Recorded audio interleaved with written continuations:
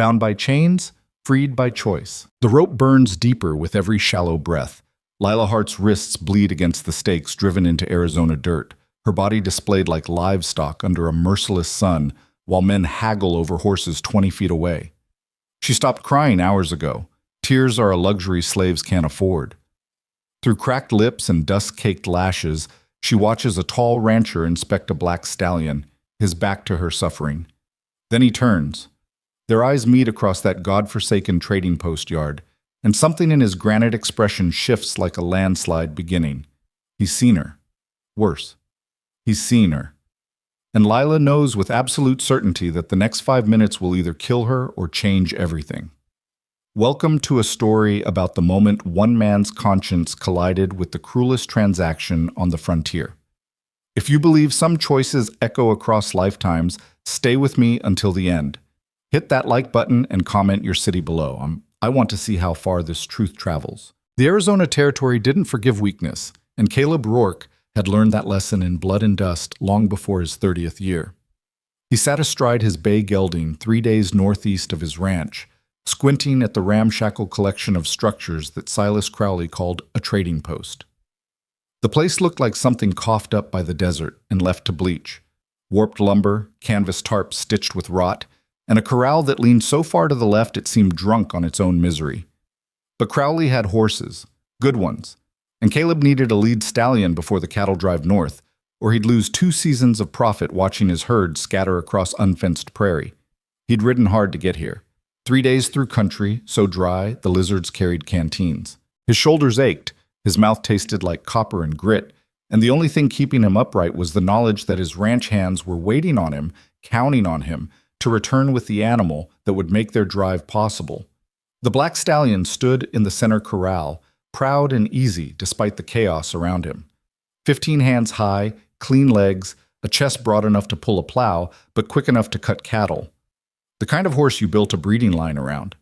Caleb swung down from his gelding, boots hitting packed earth with a soft thud, and approached the fence with the careful respect a man showed an animal that could kill him if it chose. "Beauty, ain't he?" Crowley's voice slithered out from the shade of a canvas awning. The man himself emerged a moment later, slick-haired, narrow-faced, dressed in a wool vest that had no business in this heat. His smile was all teeth and no warmth, the kind of grin that made honest men check their wallets. "He'll do," Caleb said evenly. He'd learned long ago not to show enthusiasm in a negotiation. Desperation raised prices faster than scarcity. "Do?" Crowley laughed, a sound like grease hitting a hot pan. "Friend, that animal's worth $300 if he's worth a dime. Sired by a Mustang stud out of Colorado, broke gentle by a Navajo hand. You won't find better between here and Santa Fe." Caleb studied the stallion. The horse watched him back with intelligent eyes, ears forward, calm. Not abused, not broken, trained. That was rare out here, where most men treated livestock like they treated women, with fists first and patience never. "200, Caleb said. "250, and I'll throw in a bill of sale so clean you could frame it." They were settling into the rhythm of haggling when Caleb's gaze drifted past Crowley's shoulder to the far edge of the yard. At first, his mind refused to process what his eyes reported. A woman, young, bound to wooden stakes driven into the ground, her arms stretched wide like some perverse crucifixion. She wore a dress that had once been blue, but now carried the gray-brown stain of desert dirt and older sins. Her dark hair hung in matted tangles around a face turned toward the ground, but it was her wrist that froze Caleb's blood. Raw, rope burned to the point of weeping, the kind of injury that came from hours, maybe days, of restraint. His hand moved to his sidearm before his brain caught up. "What the hell is that?" Crowley followed his gaze and waved a dismissive hand. "Oh, her. Indentured labor. Legal as Sunday hymns in this territory. Long as the papers are proper. She owes a debt. Working it off. Keeps her out of trouble." Caleb's jaw worked. He'd seen ugly things on the frontier. Seen men die slow from bullet wounds and snake venom. Seen children starve while speculators hoarded grain. But there was something about the casual cruelty of this.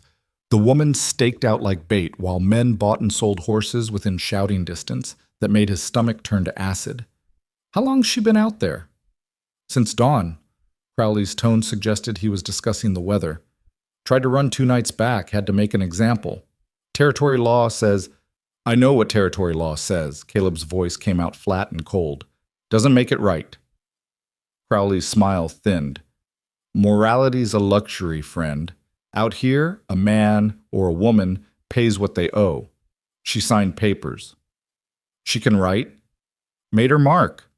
Caleb turned fully from the horse now, his attention fixed on the figure in the dirt. I want to see those papers. The silence that followed had weight. Somewhere in the distance, a crow called. The stallion shifted in the corral, hooves scraping dry earth. Crowley's expression went through several calculations before settling on something that looked almost like amusement. You looking to buy a horse or a woman? I'm looking, Caleb said carefully, to understand what I'm looking at. Crowley studied him for a long moment, then shrugged.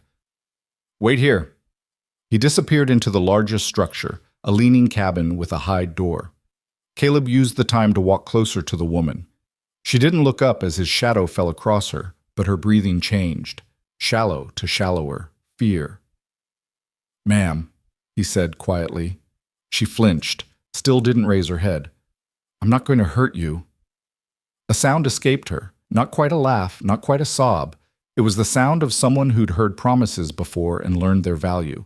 Caleb crouched down, elbows on his knees, keeping his distance. What's your name? Silence. Mine's Caleb Rourke. I run cattle south of here, near the New Mexico line. Still nothing, but her hands flexed against the ropes, and he saw fresh blood well where the hemp cut deepest. Those need tending, he said. Finally she looked up. Her face was younger than he'd guessed, mid-20s maybe, but her eyes carried decades more. Hazel eyes, shot through with gold, and utterly empty of hope, but not of intelligence. She assessed him with the careful attention of someone who'd learned to read men for survival. Tending costs, she said. Her voice was hoarse from thirst and screaming. Everything costs. Not for me. Her mouth twisted. That's what they all say. Before Caleb could respond, Crowley returned with a sheaf of papers that looked suspiciously official. Wax seals, territory stamps, the kind of documentation that made theft legal and slavery respectable. Lila Hart, Crowley read, clearly enjoying himself. Indentured to me for a period of 7 years in exchange for passage from Kansas City, room, board, and essential supplies. 3 years served, 4 remaining. Territory Statute 47, subsection 12. Let me see those. Crowley handed them over with a smirk. Caleb read quickly, his jaw tightening with each line. The contract was a masterpiece of legal theft, every clause designed to extend the term. Penalties for unsatisfactory work. Fees for lodging and meals. Interest compounding monthly. At the bottom, a shaky X where Lila's signature should have been. She can't read, Caleb said. Doesn't need to. Mark's legal. Legal doesn't mean right. Right doesn't pay bills. Crowley plucked the papers back. Now, you interested in that stallion or not? Because I got other customers coming, and I'm a busy man. Caleb looked at Lila. She was watching him now, really watching, with an intensity that made his chest tight. He'd come here for a horse. He had a ranch to run, men depending on him, a drive that wouldn't wait. Walking away from this was the smart choice, the safe choice. But Caleb Rourke had made a lot of choices in his life, and the ones he was proudest of were rarely the smart ones. How much? He asked. Crowley's eyebrows rose. For the woman? To buy out her contract. The silence this time was different. Lila's breathing stopped altogether. Crowley's smile spread slow and poisonous. Well now, he drawled. Didn't figure you for that kind of buyer, but business is business. Let's see. He made a show of consulting the papers. 3 years remaining on a 7-year term plus accumulated fees, interest, lodging costs, medical expenses from that little running incident. He ran numbers in his head with the speed of a man who'd done this math before. Call it $500. It was robbery. Caleb had come with $300 for the stallion, another $100 for emergency supplies. $500 would drain his reserves and leave nothing for the drive north. His men would go without proper wages. He'd have to borrow against next year's profits, maybe the year after. One wrong season, and he'd lose everything. Lila was staring at him now, and he could see the calculation in her eyes. She expected him to walk away, expected everyone to walk away. That's what people did. They looked, they felt bad, they moved on. Conscience didn't pay bills. Take me instead. The words came out barely above a whisper, but they hit like a thunderclap. Both men turned to her. What? Crowley said. Lila was looking at Caleb, ignoring Crowley entirely. You need a horse. He's got one. But you also need hands for a drive. I can ride. I can rope. I can cook over an open fire and treat injuries and mend tack. Her voice strengthened as she spoke, desperation burning through exhaustion. Take me instead of the stallion. Whatever you would have paid for him, pay for me. I'll work. I'll earn it back. I won't run. I swear to God I won't run. Now hold on, Crowley started. You said business is business, Lila cut him off, her eyes never leaving Caleb's face. You got what you wanted from me already. 3 years of labor you didn't have to pay for. And you're about to lose me anyway.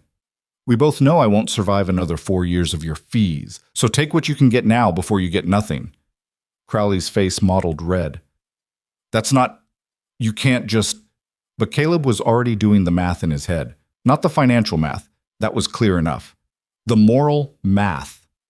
The kind of equation that kept men awake at night or let them sleep easy depending on which side they came down on. He thought of his mother, who died when he was 12, worked to death in a Kansas boarding house that called itself respectable. He thought of his sister, married off at 16 to a man who treated her like property until Caleb was old enough to ride 200 miles and bring her home. He thought of all the women he'd met on this frontier who'd been bought and sold and traded like livestock, their humanity negotiable, their suffering acceptable as long as the paperwork was in order. And he thought about the kind of man he wanted to be when he was old and looking back. 400, he said. Crowley's mouth opened and closed. I said 5. 400, Caleb repeated, his voice carrying the edge that made his ranch hands step careful. For the contract, all papers, full release, and every document with her mark or name on it. You get cash today. I get a human being who deserves better than this. And you get to walk away pretending you're not exactly what we both know you are. The insult hung in the air like gun smoke. Crowley's hand drifted toward his belt, not to a weapon, but to the calculating space where greed lived. 400 was still a fortune, more than most men saw in 2 years.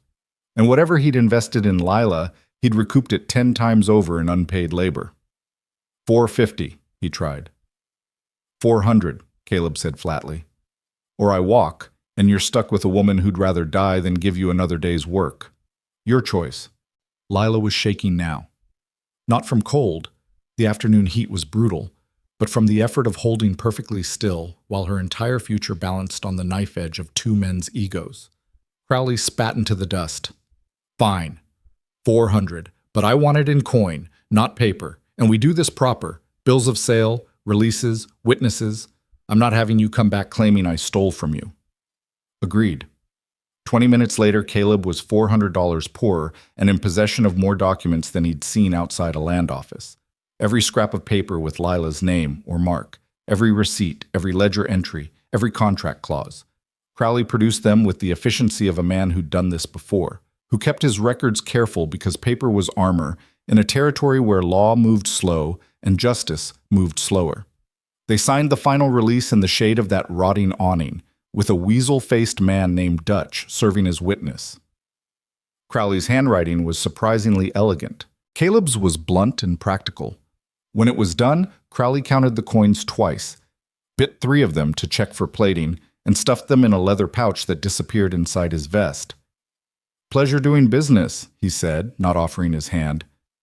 I'd say the same, but I don't lie before sunset. Caleb gathered the papers carefully, folding them into his saddlebag. Then he walked to where Lila still knelt in the dirt, wrists raw and bleeding, and pulled his knife. She flinched hard when the blade came out. Easy, he murmured. Just the ropes. The hemp parted with a whisper. Her arms fell forward, and she gasped, the sound of muscles cramping after hours of strain. Caleb caught her before she could collapse completely, his hands careful on her shoulders. Steady now. She pulled away from his touch immediately, stumbling to her feet on legs that barely held her. Pride, he realized. Even broken and bleeding, she had pride. That was something. "Can you ride?" he asked. She nodded, not trusting her voice. "My horse can carry double until we're clear. Then we'll figure out the rest." "I meant what I said." The words came out fierce despite her shaking. "I'll work. I'll earn it back. Every penny." Caleb looked at her, really looked, and saw what he'd missed before. This wasn't a woman broken by captivity. This was a woman sharpened by it, hardened, made dangerous in the way that only survivors could be. "We'll talk about that later," he said. "Right now, let's get you some water and food and away from this place." He turned to collect his horse, but her voice stopped him. "Why?" Caleb paused. "Why what?" "Why did you do it?" She was watching him with those hazel eyes, searching for the trap. "You don't know me. I could be a thief, a murderer. I could run the moment we're out of sight. So why did you just spend $400 on a stranger?" It was a fair question.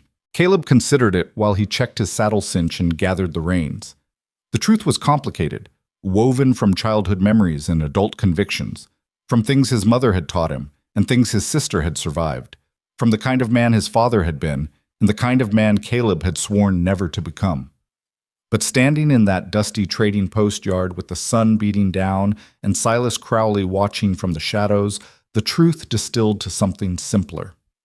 "Because I could," he said finally, "and because if I didn't, I'd spend the rest of my life wondering if I was brave enough when it mattered." He swung up into the saddle and offered her his hand. After a long moment, Lila took it. Her palm was rough with calluses and sticky with blood, and her grip was strong despite the trembling.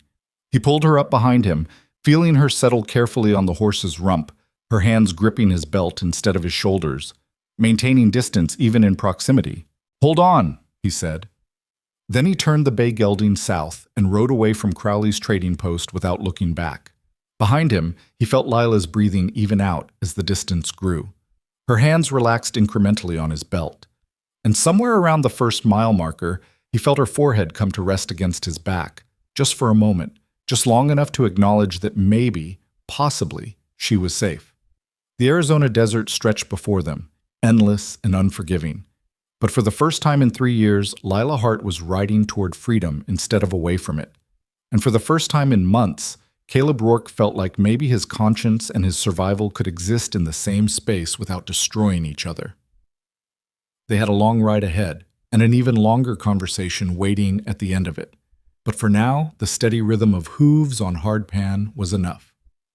The sun was setting by the time Caleb found a decent camping spot, a depression in the landscape where ancient water had carved out a shallow basin, leaving behind a circle of scrub brush and a few hardy mesquites that offered some shelter from the wind. A seasonal creek bed ran along one edge, dry now but lined with rocks that would serve for a fire ring. Lila slid off the horse before he'd fully dismounted, landing hard and nearly going down. Her legs had gone numb from the ride, and her wrists were screaming, but she forced herself upright, forced herself to stand steady, because the moment you showed weakness was the moment men decided what you were worth. Caleb didn't comment on her stumble. He simply tied off the gelding, loosened the cinch, and began unpacking supplies with the methodical efficiency of someone who'd made camp 1,000 times. Lila watched him carefully, cataloging.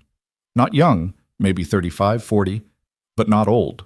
Tall, broad-shouldered, with the kind of lean muscle that came from work instead of violence.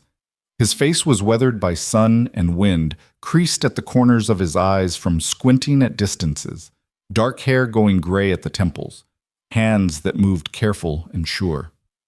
"Sit, what?" he said without looking at her. It wasn't a command, but it wasn't a request either. Lila's jaw tightened. She'd heard that tone before, the assumption of authority that men wore like skin. But she was also exhausted, hurt, and too practical to refuse basic sense out of pride. She sat. Caleb built a fire in silence, banking it with stones and feeding it with dried mesquite that caught quick and burned hot. Then he retrieved a canteen and a small leather pouch from his saddlebag. He soaked a strip of cloth in water and held it out to her. "For your wrists." Lila took it, her fingers clumsy. The cool water stung against raw flesh, and she couldn't fully suppress a hiss of pain. Caleb's expression didn't change, but he pulled another item from the pouch, a small tin of salve that smelled like beeswax and herbs. "My sister makes it," he said. "Good for rope burns in general, actually." "You have a sister." "I do." He set the tin beside her and moved back to the fire, giving her space. "Two, actually. One's married with kids down in New Mexico. The other lives on my ranch, helps run the operation." Lila absorbed this while she cleaned her wounds. A man with sisters. That could mean tenderness, or it could mean nothing. Plenty of men protected their own blood and brutalized everyone else. "What's her name?" she asked. Testing. "Which one? The one on your ranch?" "Emma." Caleb was laying out supplies now. Dried meat, hardtack, coffee grounds. 28, stubborn as a mule, can outride half my crew. Widow. Her husband died of fever 4 years back, so she came to stay with me. Stayed because she likes the work, and because I pay her proper wages. There it was, proper wages. He'd slipped it in casual, like it didn't mean anything. Like it wasn't the difference between person and property. "Why are you telling me this?" Lila asked. Caleb looked at her across the fire. The flames threw shadows across his face, making it hard to read. "Because you're wondering if I bought you for labor or for something else. And I'm telling you straight that it's neither." The silence that followed felt thick enough to choke on. "I bought your contract," Caleb continued, his voice steady and matter-of-fact. "I didn't buy you. Those papers mean you don't owe Crowley anymore. They don't mean you owe me." Lila's hand stilled on the cloth. "That's not how indenture works. That's not how I work. You spent $400. I did. Nobody spends $400 without expecting a return." Caleb fed another piece of wood to the fire, taking his time answering. When he spoke, his voice carried the weight of thought-through conviction. "When I was 16, my mother died. Worked herself to death in a boarding house back in Kansas. The owner said she'd signed papers, said she owed for room and board, said the law was on his side. By the time I was old enough to understand what happened, it was too late to do anything about it." He looked at Lila again, his eyes reflecting firelight. "I can't fix what happened to her, but I can fix what happened to you." "Why?" "Because I can," he said simply. "And because if I didn't, I'd be lying every time I told myself I was different from men like Crowley."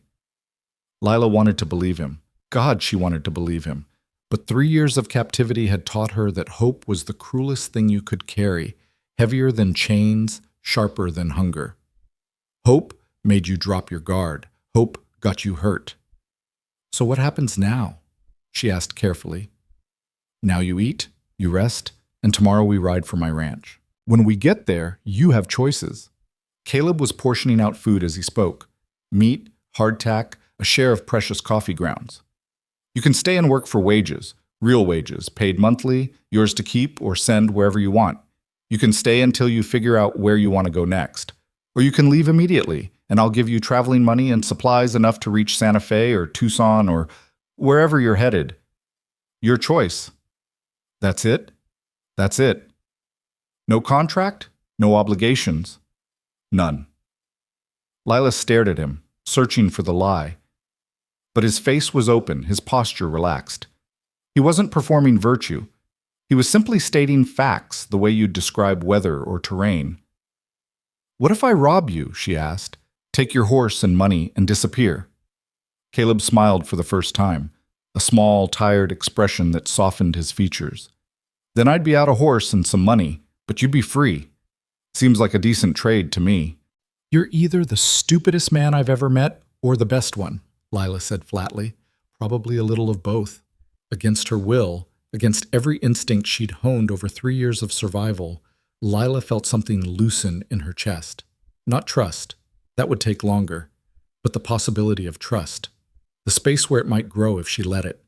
She applied the salve to her wrists with shaking hands, then wrapped them in clean cloth Caleb provided. The relief was immediate. The burning eased to a dull ache. He handed her food and coffee, and she ate ravenously, not caring how it looked. Hunger was honest. Hunger didn't lie. They sat in silence while the desert darkness settled around them. Above, stars emerged in impossible numbers. More stars than sky, like someone had punctured the night and let light leak through. Lila had forgotten how beautiful it could be, the frontier, how big, how quiet. "Tell me about your ranch," she said eventually. So Caleb did. He talked about the land, 2,000 acres of high desert and grassland, backed up against a mountain range that caught winter snow and fed summer streams. He talked about the cattle, a mixed herd he'd built slowly, longhorns crossed with eastern breeds for meat and hardiness. He talked about his crew, 6 men, reliable and decent, plus Emma, who kept books and managed supplies and could bullwhip a wolf at 30 paces if it came to it. He talked about the drive they were planning, north to Colorado, where railroad buyers paid premium prices for quality beef. About the risks, rustlers, weather, river crossings, the 100 things that could go wrong when you push 300 head of cattle across open country. About why he'd needed that stallion, to lead the herd, to set the pace, to keep order when chaos threatened. "And now you don't have him," Lila said quietly. "No," Caleb agreed. "Now I don't." "So what will you do?" He shrugged. "Figure something out. I've got a decent gelding, and my segundo has a good mare. We'll manage." Lila looked at him across the fire, this man who'd traded his perfect horse for a broken woman, and felt something shift inside her, some internal compass realigning toward a new north. "I can handle horses," she said. "Not as well as you probably need, but I can learn. And I'm good with cattle. I grew up on a farm in Kansas, worked stock before—" She trailed off. "Before Crowley?" "Before a lot of things." She didn't elaborate, and he didn't push. That was another thing she noticed about him. He left space for silence, didn't fill every gap with words or questions or demands for explanation. "The offer stands," he said. "Whatever you want to do when we reach the ranch." Lila nodded slowly. Then, because pride was easier than gratitude, she said, "I'll stay. Work for wages. Pay back what you spent." "You don't have to." "I know I don't have to. I want to." She met his eyes across the fire, holding his gaze steady. $400 is a debt. I don't like owing people. "It's not a debt if I gave it freely. It's a debt if I say it is." Caleb studied her for a long moment, then nodded slowly. "All right, if that's how you need it to be." "It is." "Then we'll work it out. Fair wages, fair terms. You save what you want, spend what you want, nobody tracking your expenses or charging you for breathing. And if I want to leave after, then you leave." His voice was firm. "No questions, no guilt. You're not property, Lila. You're a person making choices. That includes the choice to walk away." It was the 3rd or 4th time he'd said something like that, hammering home the point, making sure she understood. Most men would have said it once and expected credit forever. Caleb seemed determined to make it so normal, so ordinary, that it didn't require gratitude at all. Smart man. Or maybe just decent enough to know that freedom wasn't a gift. It was a right restored. They finished eating in comfortable silence. Caleb showed her how to bank the fire for the night, spreading coals instead of stacking wood, keeping heat without light that would advertise their position. Then he unrolled 2 bedrolls, setting one near the fire and moving the other a careful distance away. "That one's yours," he said, indicating the closer roll. "I'll sleep over there. If you need anything in the night, holler." Lila settled into the bedroll fully dressed, her back to the fire and her eyes on Caleb. He stretched out with his saddle for a pillow, his gun within easy reach but not threatening. Within minutes, his breathing evened into sleep, the deep, unguarded rest of someone with clear conscience. Lila lay awake much longer, watching the stars wheel overhead and feeling the ghost of rope burns on her wrists. Tomorrow, they'd ride for his ranch. Tomorrow she'd meet his sister and his crew and start the long process of learning whether freedom was real or just another cage with prettier bars. But tonight, for the first time in 3 years, nobody owned her time. Nobody controlled her breath. Nobody could walk into her space and take what they wanted just because they had the power, and she had none. Tonight, she was just Lila Hart, tired, scared, uncertain, but not property. It was enough to let her finally sleep. Dawn came cold and pale, the kind of light that made the desert look honest, all its scars and beauty visible without the mercy of shadow.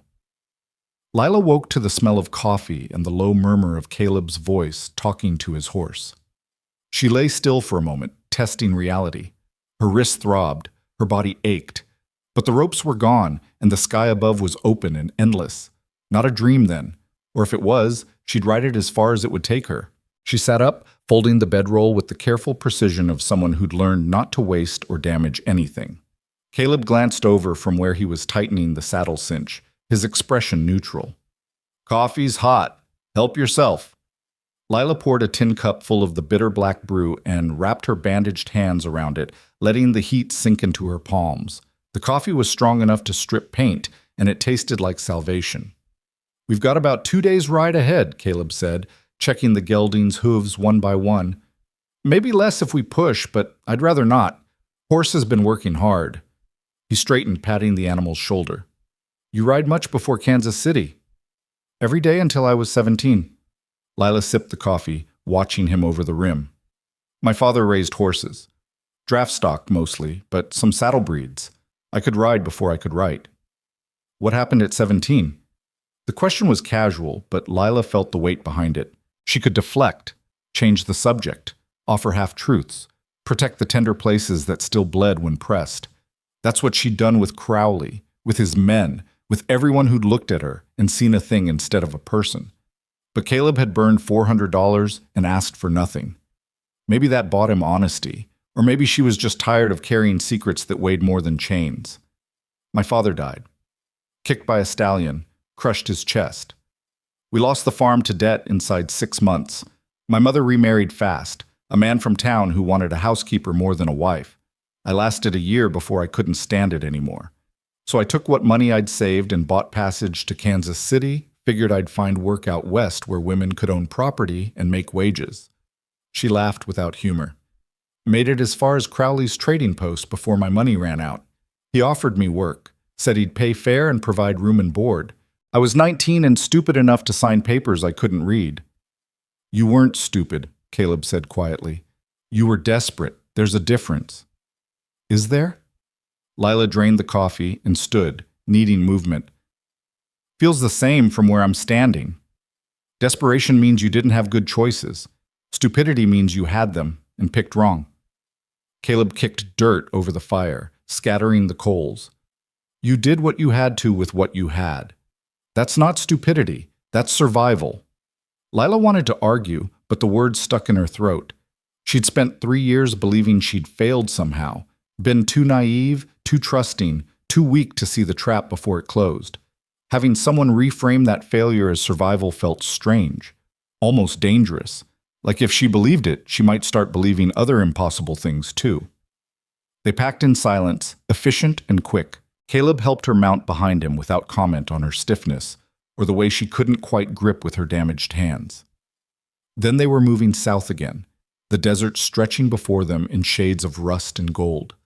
The morning passed in the rhythm of hoofbeats and breathing. Lila kept her hands on Caleb's belt instead of his shoulders, maintaining that careful distance. But as the miles accumulated and nothing terrible happened, no sudden violence, no demands, no ugly revelations, she felt her body relax incrementally. Her spine softened, her jaw unclenched. By midday, when they stopped to water the horse at a rocky seep, she could almost imagine this was normal. 2 people traveling together because they chose to, not because one owned the other's time. "How'd you end up ranching?" she asked as they shared hardtack and dried beef in the shade of an overhang. Caleb chewed thoughtfully before answering. "Came west after my mother died. Had some money saved, enough to buy land nobody else wanted. Too dry, too far from rail lines, too full of rocks and rattlesnakes. Spent 5 years proving it could work. Lost money 3 of those years. Nearly lost the land twice. But I'm too stubborn to quit, and the cattle don't care if the grass grows between stones or in valleys." "Your sister came after?" Emma showed up 4 years ago with a black eye, a busted rib, and enough rage to burn down 3 counties. His voice carried equal parts pride and old anger. Her husband had been hitting her. Not often enough that anyone called it abuse, but often enough that she stopped sleeping through the night. When he died, his family tried to keep her, said she owed them for taking her in, for feeding her, for being such a burden. She walked out in the middle of the night with nothing but the clothes on her back and rode 200 miles to find me. Lila absorbed this. You went back for her things? I went back and had a conversation with his brothers about what happens to men who think women are property. Caleb's expression was mild, but something cold moved behind his eyes. They didn't like the conversation much, but they understood it by the end.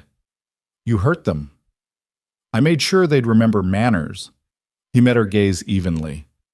I'm not proud of violence, Lila, but I'm not ashamed of protecting people who need it either.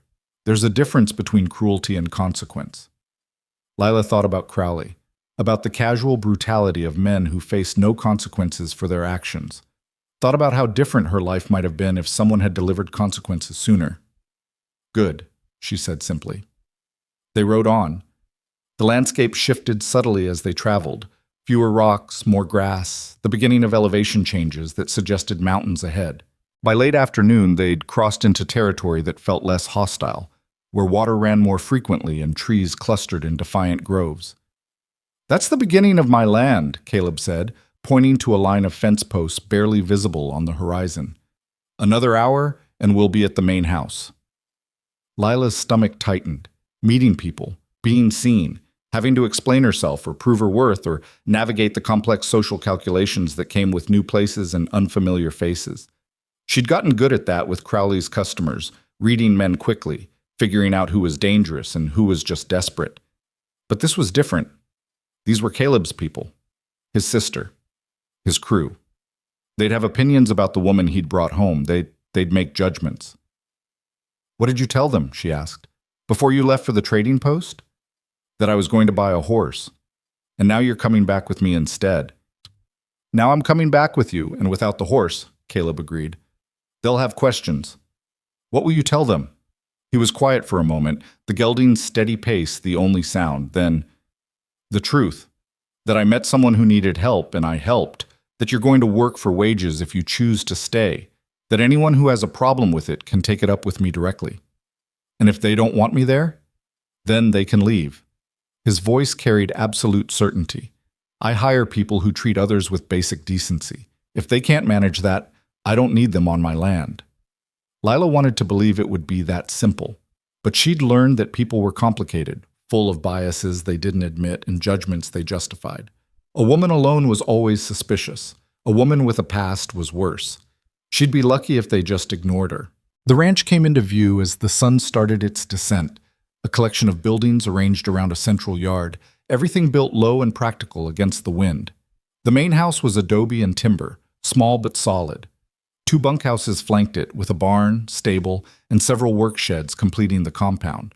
Corrals held horses and cattle, and in the distance, Lila could see grassland stretching toward mountains that turned purple in the fading light. It was modest, hardscrabble, the kind of place built by sweat and stubbornness rather than money. But it was also clearly loved, everything maintained, nothing wasted, the kind of order that spoke to pride of ownership. 3 men emerged from the barn as they rode into the yard. They watched with open curiosity as Caleb dismounted and helped Lila down. She stood awkwardly, aware of how she must look. Filthy, exhausted, bandaged, wearing a dress that had seen better years. "Boss," one of the men said, nodding to Caleb. He was older, maybe 50, with a weathered face and eyes that missed nothing. "Didn't expect you back so soon, or with company." "Plans changed, Miguel." Caleb kept one hand near Lila's elbow, not touching, just present. "This is Lila Hart. She'll be staying on to work if she chooses. Lila, this is Miguel Reyes, my segundo, best cattleman in 3 territories." Miguel's gaze moved over Lila with the careful assessment of someone who'd learned to read situations quickly. He took in her condition, the bandages, the way she held herself ready to run. Something shifted in his expression, not pity, but understanding. "Ma'am," he said, tipping his hat. "Welcome." The other 2 men introduced themselves, Jack, young and eager with a quick smile, and Samuel, silent and watchful with scars that said he'd lived hard before landing here. They were polite but curious, clearly dying to know the story, but too well trained to ask. "Where's Emma?" Caleb asked. "House, working books." She's been in a mood about something, muttering about supply costs and rail schedules. Miguel's expression suggested this was normal. I'll talk to her. Miguel, can you get Lila settled?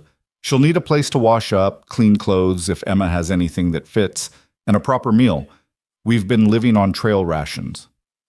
Sure thing, boss. Miguel gestured toward the main house. Miss Hart, if you'll come with me. Lila hesitated, looking at Caleb. He'd been her anchor for the past day and a half, the only known quantity in a world that had proven itself cruel and unpredictable. Letting him walk away felt like cutting a rope before testing if the ground would hold. I'll find you after I talk to Emma, he said quietly, reading her expression. You're safe here, Lila. I promise. She nodded stiffly and followed Miguel toward the house, aware of the men watching her go. Their gazes weren't hostile, but they were weighing, calculating. She'd have to prove herself here, earn her place, show them she was more than some charity case Caleb had dragged home out of misplaced conscience. The thought should have exhausted her. Instead, it sparked something old and fierce, the part of her that had survived 3 years of captivity without breaking completely, that had learned to endure and scheme and wait for the moment when survival became possibility. She'd prove herself, all right. And when she was done, they'd forget she'd ever arrived broken. Miguel led her around to a side entrance, through a small mudroom, and into a kitchen that smelled like bread and wood smoke. A woman stood at the counter, dark hair pulled back in a practical braid, sleeves rolled to her elbows. She looked up at the sound of footsteps, and Lila saw the family resemblance immediately. Same straight nose as Caleb, same direct gaze that assessed without judging. Emma, Miguel said. Got someone you should meet. Emma's eyes moved over Lila in one sweeping evaluation that took in everything. The condition of her dress, the bandages, the way she stood like a cornered animal pretending to be calm. Her expression flickered through several emotions too quick to name before settling on something that looked like recognition. You're the reason he didn't bring back a horse, she said. Not a question. Yes, ma'am. Don't call me ma'am. I'm 28, not 80. Emma wiped her hands on her apron and crossed her arms. What's your name? Lila Hart. Well, Lila Hart, you look like you've had a hell of a week. Miguel, draw water for the wash house. I'll find clothes. She pinned Lila with a look that was more curiosity than hostility. You running from something or running to something? It was a good question, an honest one. Lila returned her gaze steadily. Both, I think. Emma's mouth quirked. Fair enough. Come on, let's get you human again. The next hour passed in a blur of practical kindness. Emma provided soap, towels, and a dress that was worn but clean, simple gray cotton that had seen work but not abuse. The wash house was a small structure behind the kitchen, warmed by pipes that ran from the stove. Lila scrubbed 3 years of captivity from her skin, watching the water turn gray with accumulated dirt and shame. When she emerged, Emma was waiting with salve and fresh bandages. She tended Lila's wrists with efficient competence, her touch firm but careful. Rope burns, she said. Not a question. Yes. How long? Hours. Sometimes longer. Emma's jaw tightened, but she didn't comment further. She finished the bandaging and stepped back. Better? Much. Thank you. Don't thank me yet. You haven't met the whole crew, and Cookie thinks women in the ranch operation are bad luck. He'll come around, but he'll be grumpy about it first. Emma gestured toward the kitchen. Come on. You need food that doesn't taste like leather and coffee strong enough to wake the dead. They sat at a scarred wooden table while Emma assembled a plate. Bread, cheese, cold chicken, pickled vegetables. Real food, fresh food. Lila ate slowly, forcing herself not to devour it like an animal. So, Emma said, watching her with those sharp eyes, Caleb spent $400 on you instead of the horse we need. That tells me either you're important or the situation was bad enough that he couldn't walk away. Which is it? Lila met her gaze. The situation was bad. Bad how? Bad enough that staying meant dying slowly. Bad enough that your brother saw it and couldn't live with himself if he left me there. Emma nodded slowly. That sounds like Caleb. He's got a streak of heroism that's going to bankrupt him someday, but I can't fault him for it. She leaned back in her chair. So what are your plans? Work, pay him back, figure out what comes after. You don't have to pay him back. I know. I'm doing it anyway. Emma studied her for a long moment, then smiled, a real smile, warm and approving. You'll fit in fine here. We don't take handouts either. She stood and refilled Lila's coffee. What kind of work can you do? I can ride, rope, handle cattle. I can cook, clean, mend tack and clothes. I can do books if someone teaches me the system. I'm not afraid of hard work or long hours. Can you shoot? Not well, but I can learn. You'll need to out here. Rattlesnakes, coyotes, the occasional cat, plus some men who don't take no for an answer. Emma's expression went hard. We don't tolerate that here, but you should still know how to protect yourself. I'd like that, Lila said quietly. Learning to protect myself. The door opened and Caleb entered, looking tired but satisfied. He took in the scene, Lila clean and fed, Emma at ease, and some tension left his shoulders. You two sorted things out? Sorted enough, Emma said. Lila's staying, working for wages, and learning to shoot. I'm assuming you're okay with that? More than okay. Caleb poured himself coffee and joined them at the table. I need to have a crew meeting tomorrow. Explain the situation. But for tonight, Lila should rest. Emma, can she bunk in the spare room? Already planning on it. Emma turned to Lila. The spare room's small but private. Door locks from the inside. You'll share the wash house with me, but the men have their own facilities. House rules are simple. Clean up after yourself, respect boundaries, and if anyone makes you uncomfortable, you tell me or Caleb immediately. Lila nodded, overwhelmed by the casual acceptance. She'd expected suspicion, questions, demands for her story. Instead, she'd gotten practical help and clear boundaries. It felt almost too easy, like there had to be a catch she wasn't seeing yet. But maybe, just maybe, some places were exactly what they appeared to be. Some people kept their promises. Some men saw suffering and chose to act instead of walk past. Thank you, she said, meaning it. Both of you. Don't thank us yet, Caleb said, echoing Emma's earlier words. You haven't experienced Cookie's breakfast or survived your first roundup. Thank us after that. Emma snorted. He's right. Cookie's biscuits could break teeth and cattle don't care if you're new. But you'll manage. You've got that look. What look? Survivor.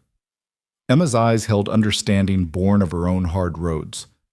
People who've survived don't quit easy. They know how to bend without breaking. That's worth more than skill out here. Later, after Emma showed her to the spare room and left her alone, Lila sat on the narrow bed and looked around. The room was simple. A bed, a dresser, a washstand, a window with actual curtains. The door had a lock that worked. The walls were solid. It was the smallest, plainest room imaginable. It was the most beautiful place she'd ever seen. She lay down fully clothed, too tired to do more, and stared at the ceiling. Tomorrow she'd meet the rest of the crew. Tomorrow she'd start learning what kind of work Caleb expected. Tomorrow she'd begin the long process of proving she belonged here. But tonight, she was clean and fed and safe behind a door she could lock. Tonight, nobody owned her time or her body or her future. It was more than enough. It was everything. Sleep came quickly, deep and dreamless. And for the first time in 3 years, Lila Hart woke in the morning without fear flooding her veins like poison. She woke to sunlight through curtains and the sound of men's voices outside and the smell of coffee drifting through the house. She woke free. And freedom, she was learning, was something you had to practice. Like riding or roping or any other skill. It took time to remember how, and it hurt while your muscles relearned the movement. But she'd learn. God help her, she'd learn. Because going back to captivity wasn't an option, not now, not ever. And if that meant working herself to exhaustion to pay back $400 she didn't legally owe, so be it. Debt was honest. Debt had terms. Debt could be satisfied. Freedom, on the other hand, was priceless.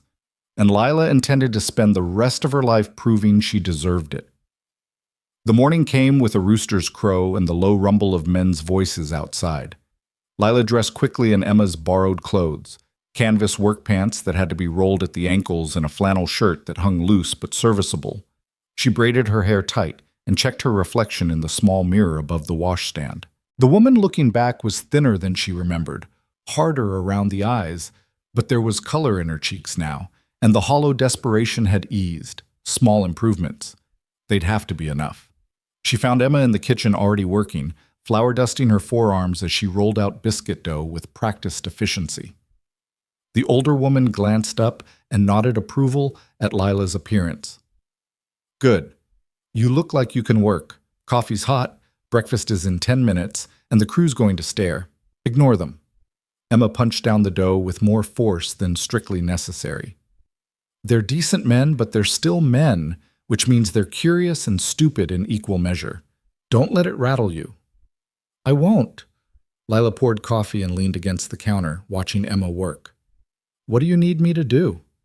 Right now, just eat and listen.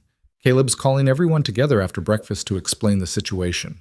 After that, we'll figure out where you fit best. Emma shaped biscuits with quick, sure movements. You meant what you said about working cattle? Every word. Then you'll probably end up with Miguel's crew. He's got Jack and Samuel, plus 2 others you haven't met yet, Ben and Thomas. They're out checking fence lines this morning, but they'll be back by noon. Miguel runs a tight operation, but he's fair, and he doesn't tolerate any nonsense. You show him you can pull your weight, you'll earn his respect. After that, the others will fall in line. The door opened, and Caleb entered, his hair damp from washing and his expression carrying the weight of a man about to have a difficult conversation. He poured coffee and stood beside Lila, close enough that their shoulders almost touched. Ready? He asked quietly. As I'll ever be. If anyone says anything that crosses a line, you tell me. I don't care if it's meant as a joke or they claim they didn't know better. There are standards here, and everyone knows them. I can handle myself. I know you can, but you shouldn't have to, not here. He drained half his coffee in one swallow. Emma tell you about the meeting? She did. Good. Just remember, you don't owe anyone explanations, not about where you came from or what happened or why I brought you here. Your business is your own unless you choose to share it. Lila nodded, throat tight with something that might have been gratitude or might have been the unfamiliar sensation of being protected without being possessed. Before she could sort through it, boots sounded on the porch and men began filing in for breakfast. Cookie turned out to be a grizzled man in his 60s with a permanent scowl and hands scarred from decades of open fire cooking. He took one look at Lila and grunted something that might have been a greeting or might have been indigestion. The crew settled around the long table. Miguel, Jack, and Samuel joined by 2 more men who introduced themselves as Ben and Thomas with varying degrees of friendliness. They ate quickly and efficiently, conversation minimal and focused on work. Lila stayed quiet, reading the dynamics. Miguel was clearly second in command, his opinions carrying weight. Jack was young and eager to please. Samuel watched everything with the wariness of someone who'd learned not to trust easy. Ben seemed affable but distant, while Thomas had the weathered competence of a man who'd been working cattle since childhood. None of them seemed hostile, just cautious. Fair enough. She'd be cautious too if the boss brought home a stranger without explanation. When the plates were cleared and coffee refilled, Caleb stood. The casual conversation died immediately. Whatever easy familiarity existed here, there was also clear hierarchy and respect. I want to talk about the trip to Crowley's, Caleb began without preamble. As you know, I went to buy a stallion for the drive. That didn't happen. Instead, I found a situation I couldn't walk away from. He gestured to Lila. Miss Hart was being held in indenture under circumstances that weren't right. I bought out her contract and brought her here. She's chosen to stay and work for wages until she decides what she wants to do next. Some of you are going to have questions. Here's what you need to know.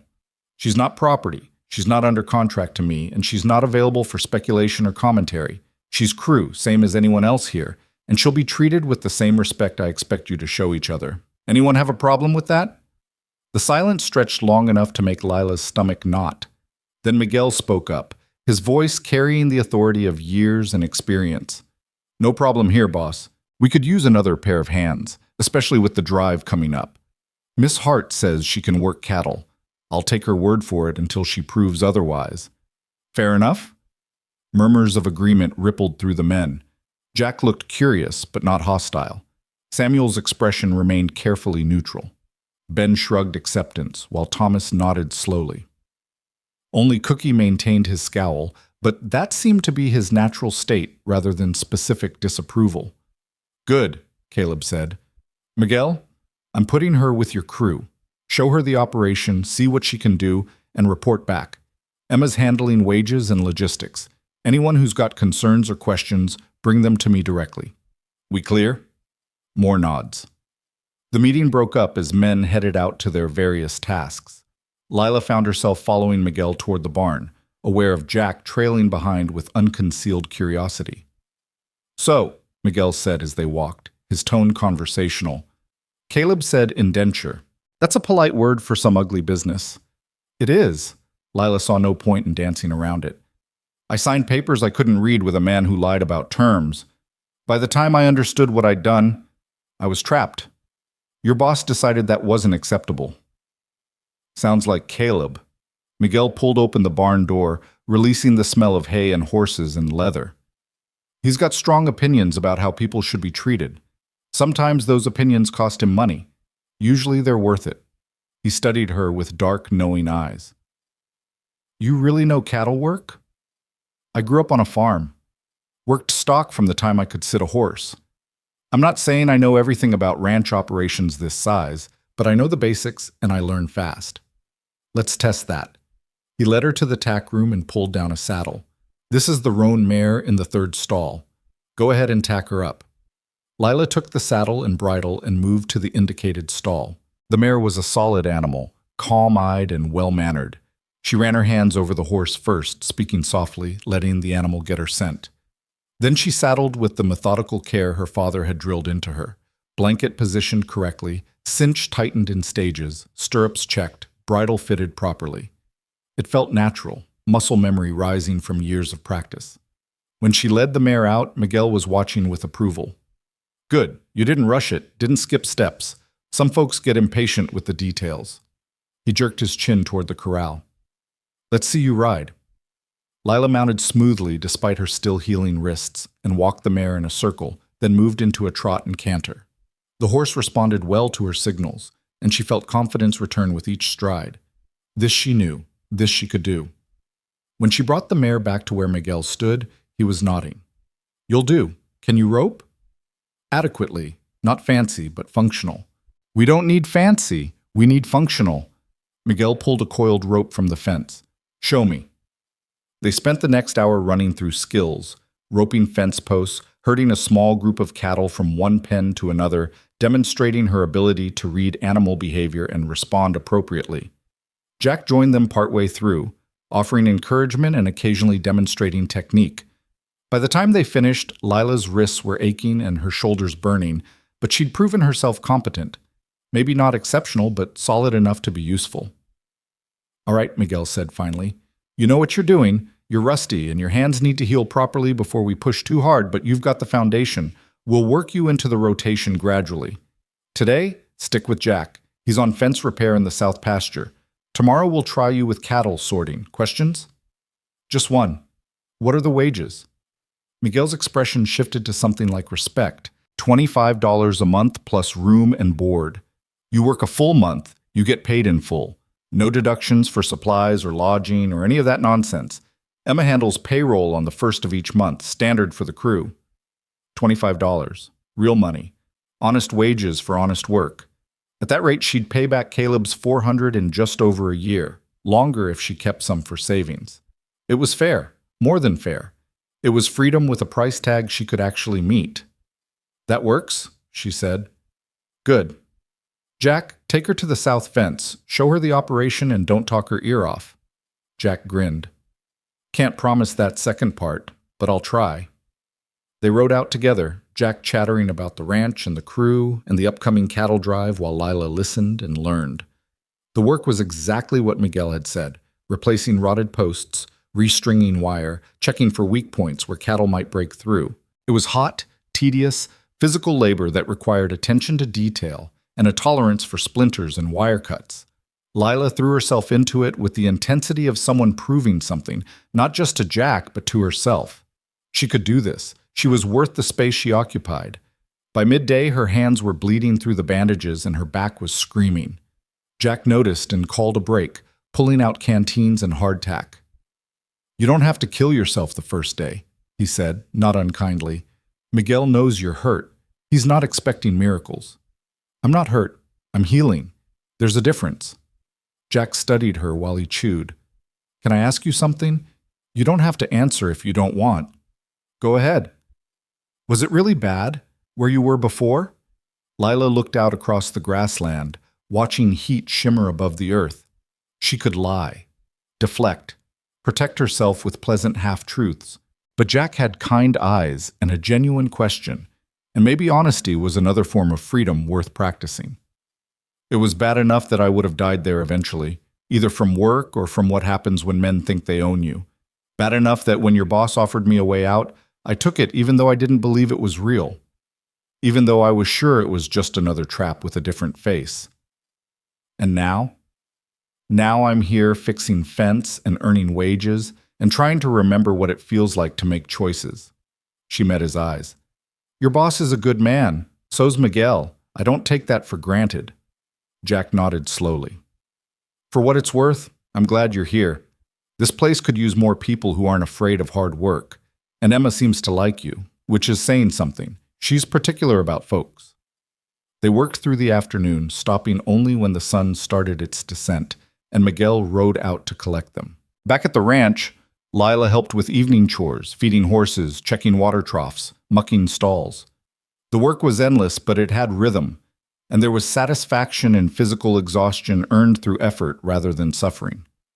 Dinner was a communal affair. The crew gathered around the long table, while Cookie served stew that was surprisingly edible. Conversation flowed around her, talk of weather and cattle prices and fence sections that needed attention. She stayed quiet mostly, learning names and relationships and the subtle hierarchies that governed any group of people living in close quarters. After dinner, Emma cornered her in the kitchen while they washed dishes. How'd it go today? Good. Miguel put me through my paces. I think I passed. I heard. Jack said you nearly worked yourself sick trying to prove something. Emma's tone was mild but pointed. You don't have to do that here. Nobody's questioning whether you belong. I am, Lila said quietly. I'm questioning it, so I need to prove it to myself if not to them. Emma handed her a dripping plate. I understand that, but pace yourself. You're healing, and pushing too hard too fast just sets you back. Trust me, I learned that the hard way after I left my husband's family. Thought if I could just work hard enough, I could erase what happened. Took Caleb sitting me down and explaining that surviving wasn't something I had to earn. I'd already earned it by getting out. Lila absorbed this while she dried. How long did it take before you believed him? About 6 months. Then another 6 before I stopped waiting for everything to fall apart. Emma's smile was wry. Some lessons take time, but you'll get there.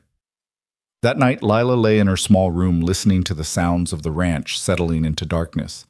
Horses moving in corrals. Wind through grass. The low murmur of men's voices from the bunkhouse. Normal sounds.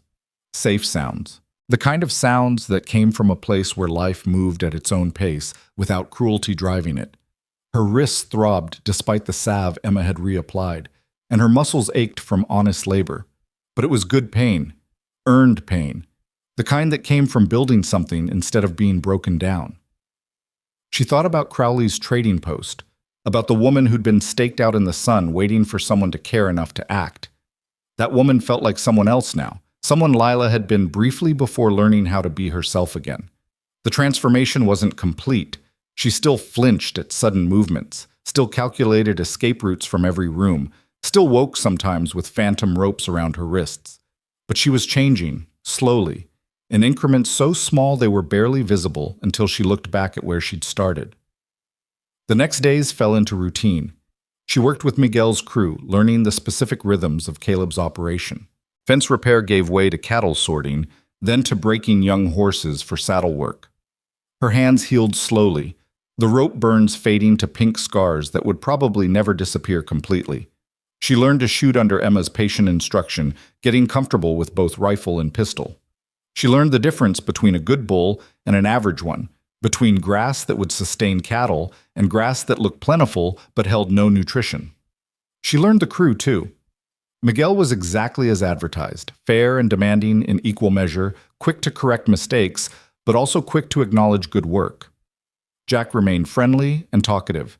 his easy nature making him popular with everyone. Samuel slowly warmed to her presence, his silence becoming comfortable rather than hostile.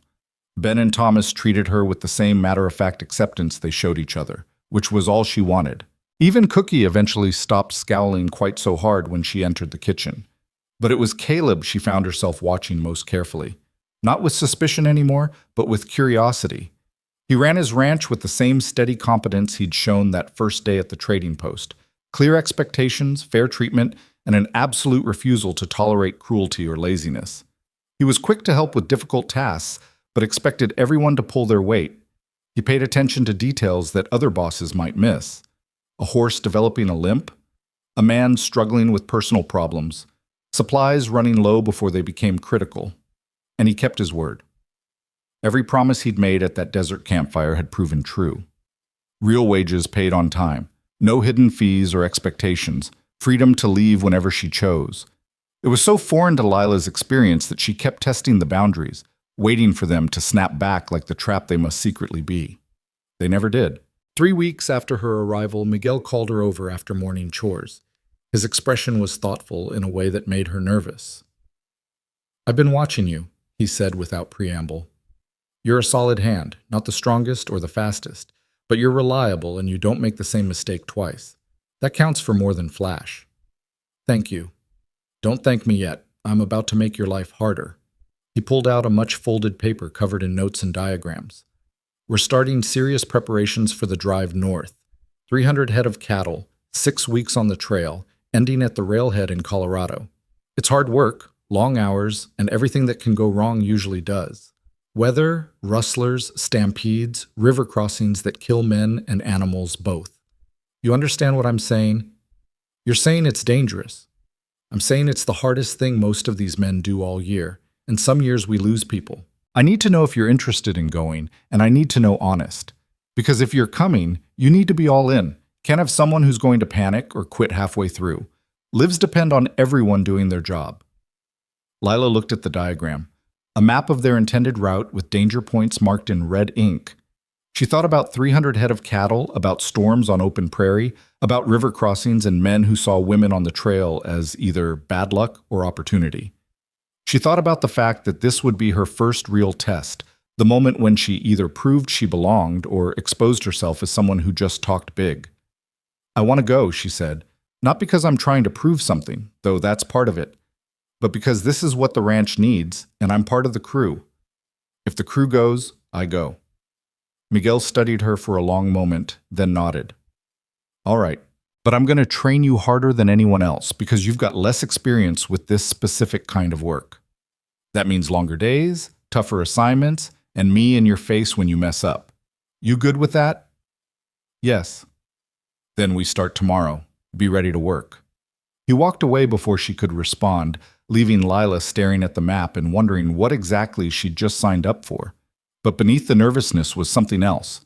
Excitement, purpose, the knowledge that she wasn't just surviving anymore. She was participating, building something, becoming part of something larger than her own small story. That evening, she found Caleb in the barn checking over saddles and tack. He looked up at her approach, his expression questioning. "Miguel says he's putting me on the drive," Lila said. "He told me, you don't have to go if you're not ready. Nobody would blame you for waiting another season." "I'm going." Caleb set down the saddle he'd been inspecting. "It's not going to be easy. Miguel runs a tight operation, but there are variables nobody controls. Weather, terrain, the cattle themselves. And some of the other outfits we'll encounter have men who don't respect women in this kind of work. That could cause problems." "I can handle problems." "I know you can, but you shouldn't have to handle them alone." He met her eyes directly. "I'm coming on the drive too. Normally I'd stay and manage things here, but with you and Emma both going, I want to be there. Not because I don't trust you or think you need protecting, but because I don't trust everyone else to behave. Having the owner present tends to keep people civil." Something warm unfurled in Lila's chest, gratitude and something more complicated that she wasn't ready to name. "Emma's going too?" "Wouldn't miss it. She's been on every drive since she arrived. Says it reminds her that she's alive." His smile was soft. "You remind me of her sometimes." That same determination to prove you can do anything someone says you can't. Is that a compliment or a warning? Both. Caleb returned to his inspection of the tack, but his tone remained conversational. You've done good work these past weeks, Lila. Miguel's impressed, which isn't easy. Emma likes you. The crew's accepted you. You should be proud of that. I'm just doing what you're paying me to do. You're doing more than that. You're building a life that's harder than work. He paused, seeming to choose his words carefully. I know you're focused on paying back what I spent at Crowley's, but I want you to understand something. You're worth more to this operation than $400. If you left tomorrow, I'd consider the money well spent just for the weeks you've been here. So don't let that debt define you. It's paid as far as I'm concerned. What you choose to do with your wages is your business. Lila's throat tightened. I need to pay it back. For myself, not for you. I need to know I can. Then pay it back. But know it's a choice you're making, not an obligation you owe. He looked at her with those steady gray eyes that had seen her at her worst and decided she was worth saving anyway. You're free, Lila. I mean that. Free to stay, free to go, free to make whatever decisions serve you best. Don't forget that. She nodded, not trusting her voice.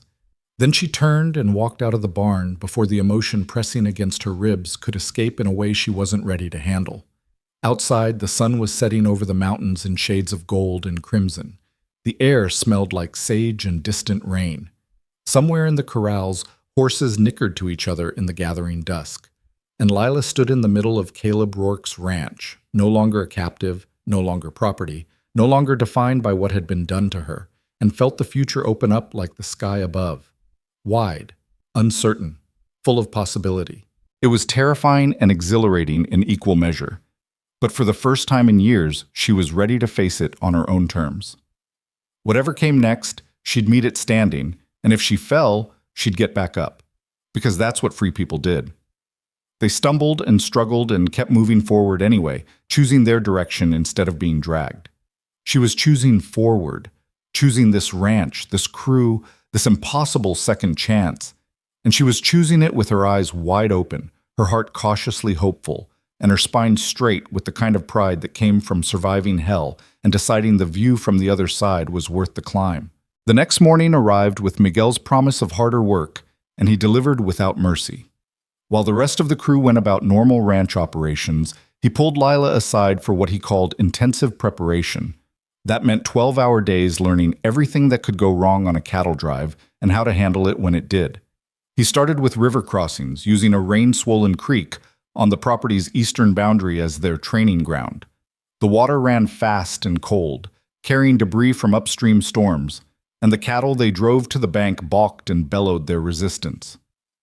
This is where people die, Miguel said flatly, sitting his horse beside her while they watched the herd mill nervously. Cattle panic, riders get pulled under, currents are stronger than they look. I need to know you won't freeze when things go bad. I won't freeze. Prove it. Take 3 head across. Don't lose any. Lila separated 3 young steers from the group and pushed them toward the water. They fought every step, eyes rolling white with fear. She kept her mare steady, voice low and firm, applying pressure where needed and backing off when they showed signs of bolting completely.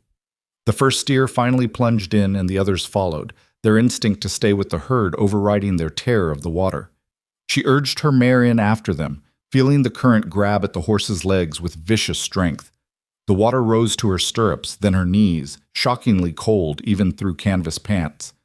One steer started to turn back and she cut it off, using her horse's body to block and redirect.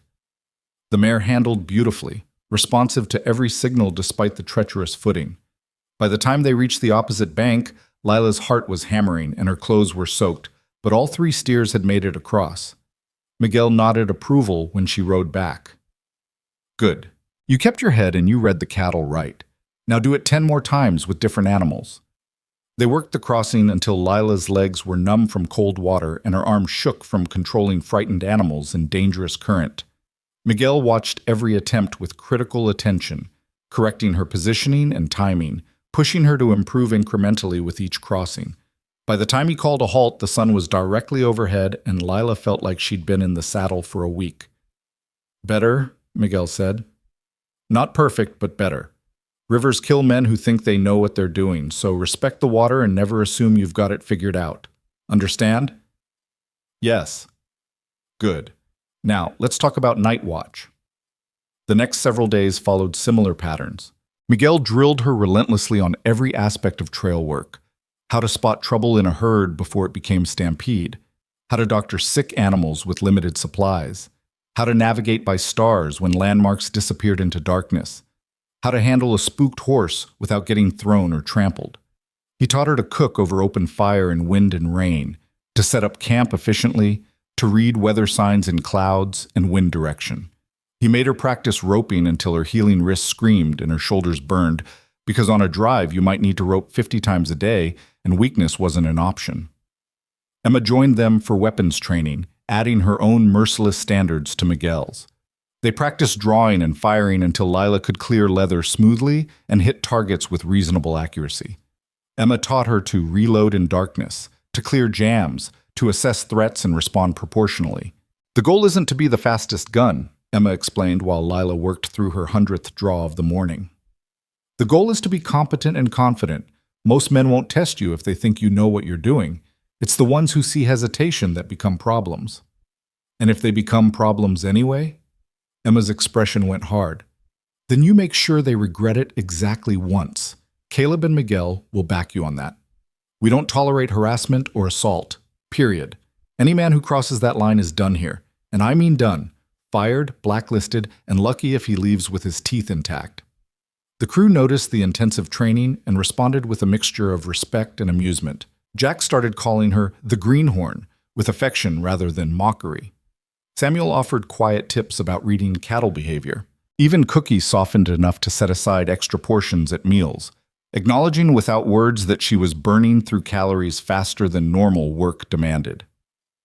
Ben and Thomas remained more reserved, but their acceptance showed in practical ways, checking her saddle cinch without being asked, positioning themselves between her and potential problems during group work, including her in the evening discussions about drive logistics. It was the kind of casual inclusion that marked true belonging, the absence of constant questioning or testing. Caleb watched it all from a distance, managing ranch operations while Miguel handled training. But Lila caught him observing sometimes, standing in barn doorways or sitting his horse on distant rises, and she wondered what he saw. Whether he questioned his decision to bring her here, whether the $400 felt worth it now that initial compassion had hardened into operational reality. She got her answer 2 weeks into training when a situation developed that tested everyone's commitment to the principles Caleb claimed to hold. They were working cattle in the north pasture when a rider appeared on the horizon, not one of theirs, but someone moving with the purposeful direction of a man on a mission. Miguel spotted him first, and his posture changed immediately, going from relaxed to alert in the space between heartbeats. "Company," he said quietly. "Everyone stay calm, and let me handle this." The rider resolved into a hard-looking man in his 40s, sitting a good horse and wearing a sidearm with the casual comfort of someone who knew how to use it. He pulled up 20 yards from where they worked, his eyes moving over the crew with obvious assessment before settling on Lila with uncomfortable focus. "Looking for Caleb Rourke," he said. His voice carried the flat accent of farther east, Kansas or Missouri. "Boss is at the main house," Miguel replied evenly. "What's your business?" "Personal matter, regarding a woman he bought from Silas Crowley 6 weeks back." The man's gaze never left Lila. "That would be you, I'm guessing?" Lila's stomach dropped. She forced herself to stay calm, to keep her hands steady on the reins. Beside her, Jack had gone very still, and Samuel's hand had drifted toward the rifle on his saddle. "I work here," Lila said carefully. "I'm not owned by anyone." "See? That's where we got a disagreement." The man pulled papers from his vest. "Name's Garrett. I'm a bounty agent working for creditors. Got documents here saying Crowley sold your contract to a man named Hobbs 3 weeks after Rourke took you. Hobbs paid good money, and he wants his property returned." "That's impossible," Lila said, but ice was spreading through her veins. "Caleb bought out my contract completely. We have the papers." "You got papers saying Rourke bought you from Crowley. Doesn't say anything about Crowley's right to sell to someone else after. Territory law is murky on indenture transfers. Hobbs claims he's got legal standing and he's willing to go to court over it, but he'd rather settle this quiet. You come with me peaceable. Nobody gets hurt. Everybody moves on with their lives. The hell she will, Jack said hotly. Easy, kid. I'm not here for trouble. Just doing my job. Woman comes peaceful. I ride out and everyone's happy. Woman causes problems. I come back with a marshal and court orders, and then everybody's unhappy. Garrett's tone was almost bored, like he'd delivered this speech 100 times. Your choice, miss. Easy way or hard way? There's a third option, Miguel said quietly.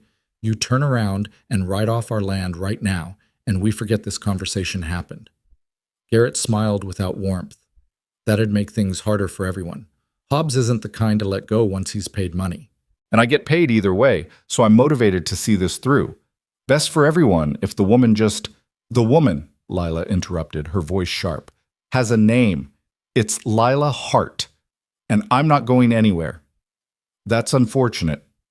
Garrett started to reach for something, the papers or a weapon. Lila couldn't tell, but Samuel's rifle came up with liquid speed, trained center mass on the bounty agent's chest. Don't, Samuel said flatly. Whatever you're reaching for, don't. The tableau held for 3 heartbeats. Garrett frozen mid-reach, Samuel's rifle steady, everyone else coiled tight with tension. Then hoofbeats thundered from the direction of the house and Caleb appeared, riding hard with Emma right behind him. Someone must have seen Garrett approach and alerted them. Caleb pulled up between his crew and the bounty agent, his horse dancing sideways from the hard ride. When he spoke, his voice carried the cold authority of a man who'd run out of patience. State your business on my land. Garrett repeated his story, producing his papers with exaggerated care under Samuel's watchful rifle. Caleb took them and read with the focused intensity of someone looking for weaknesses. When he finished, he handed them to Emma, who read through with equal care while her brother faced down the bounty agent. These papers are garbage, Caleb said flatly. Crowley had no right to sell Miss Hart's contract after I'd already purchased it. That's fraud. Maybe it is, but that's for a court to decide, not you. Garrett's tone remained infuriatingly reasonable. I'm authorized to take her pending resolution. You can contest it legal, but she still comes with me today. Over my dead body, Caleb said quietly. Boss, Miguel started. I mean it. Caleb's hand rested on his sidearm now, not threatening, but ready. This woman's under my protection. I bought her contract in good faith. She's working here by her own choice, and nobody's taking her anywhere against her will. You want to contest that? You can leave and come back with legitimate legal authority, but you're not leaving with her. That's not negotiable. Garrett's expression shifted, calculation showing through the boredom. He was outnumbered 6-1, facing a crew that was clearly willing to back their boss. The smart play was retreat and return with reinforcement, but smart didn't always win over stubborn. You're making a mistake, Garrett said. Hobbs has resources. He'll make this expensive for you.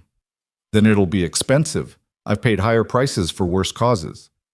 Caleb's voice didn't rise, but it carried weight. You've delivered your message. Now deliver yourself off my property before I decide you're trespassing with intent to kidnap. And that's something I handle personally out here. The threat hung in the air, unambiguous and backed by the hard faces of everyone watching. Garrett looked at each of them in turn, reading the situation, and whatever he saw convinced him that today wasn't the day to push. He refolded his papers with deliberate care and tucked them away. I'll be back, he promised, with a marshal and proper authority. And when I am, all of you are going to wish you'd been smarter about this.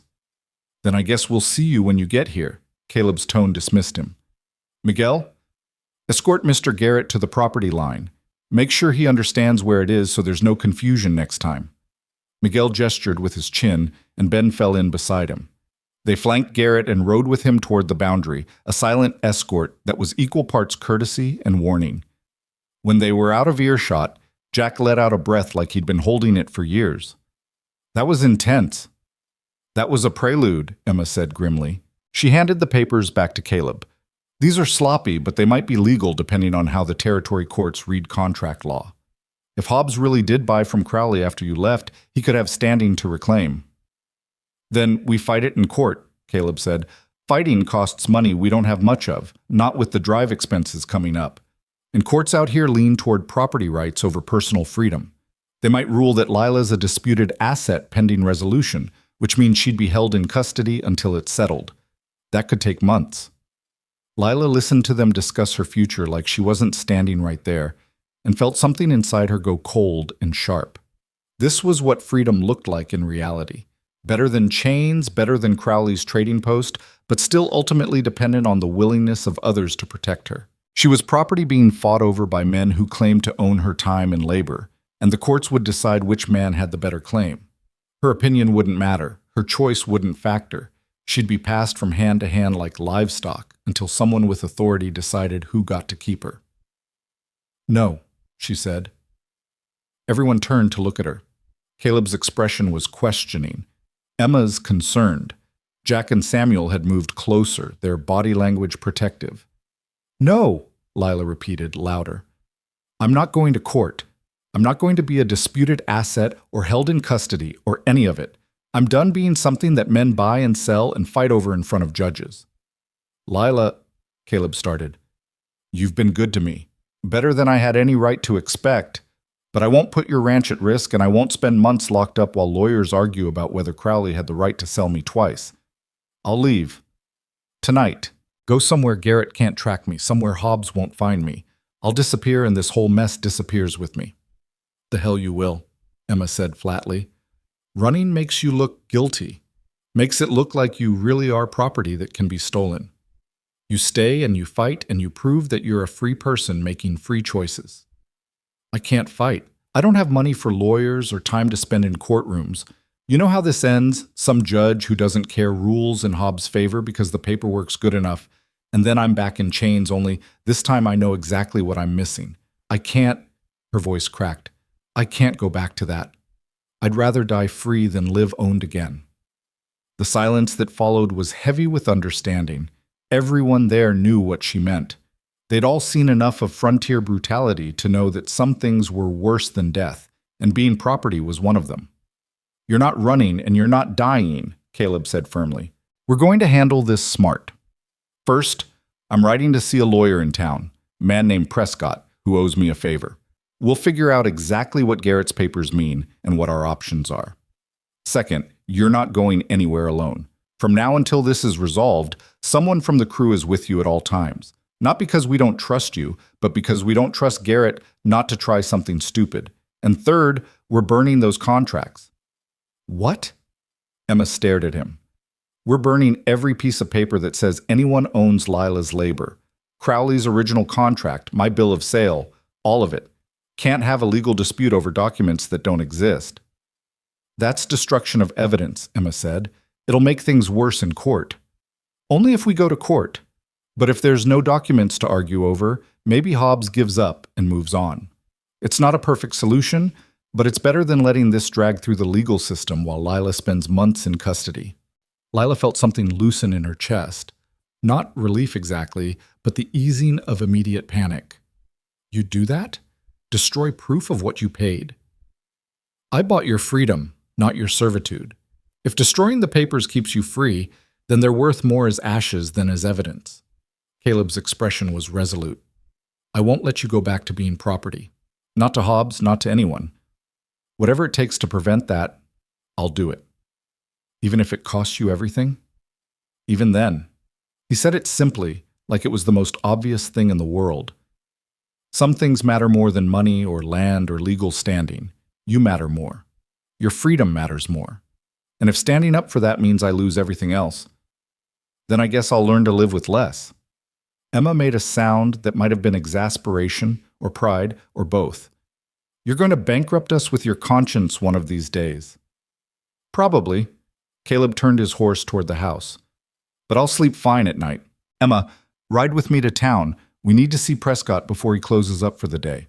Miguel, when you get back from the property line, assign someone to stay with Lila at all times. Jack, Samuel, you two stick with her until Miguel returns. Nobody goes anywhere alone until we understand what we're dealing with. Clear?" Nods all around. Caleb and Emma rode off at a hard gallop, leaving Lila standing in the north pasture with Jack and Samuel flanking her like bodyguards. She felt strange, protected and smothered in equal measure. grateful and frustrated that she needed protecting at all. "Well," Jack said eventually, breaking the tension, "guess we should get back to work. Cattle don't care about legal problems." They worked through the afternoon in subdued silence, everyone processing what had happened and what might come next.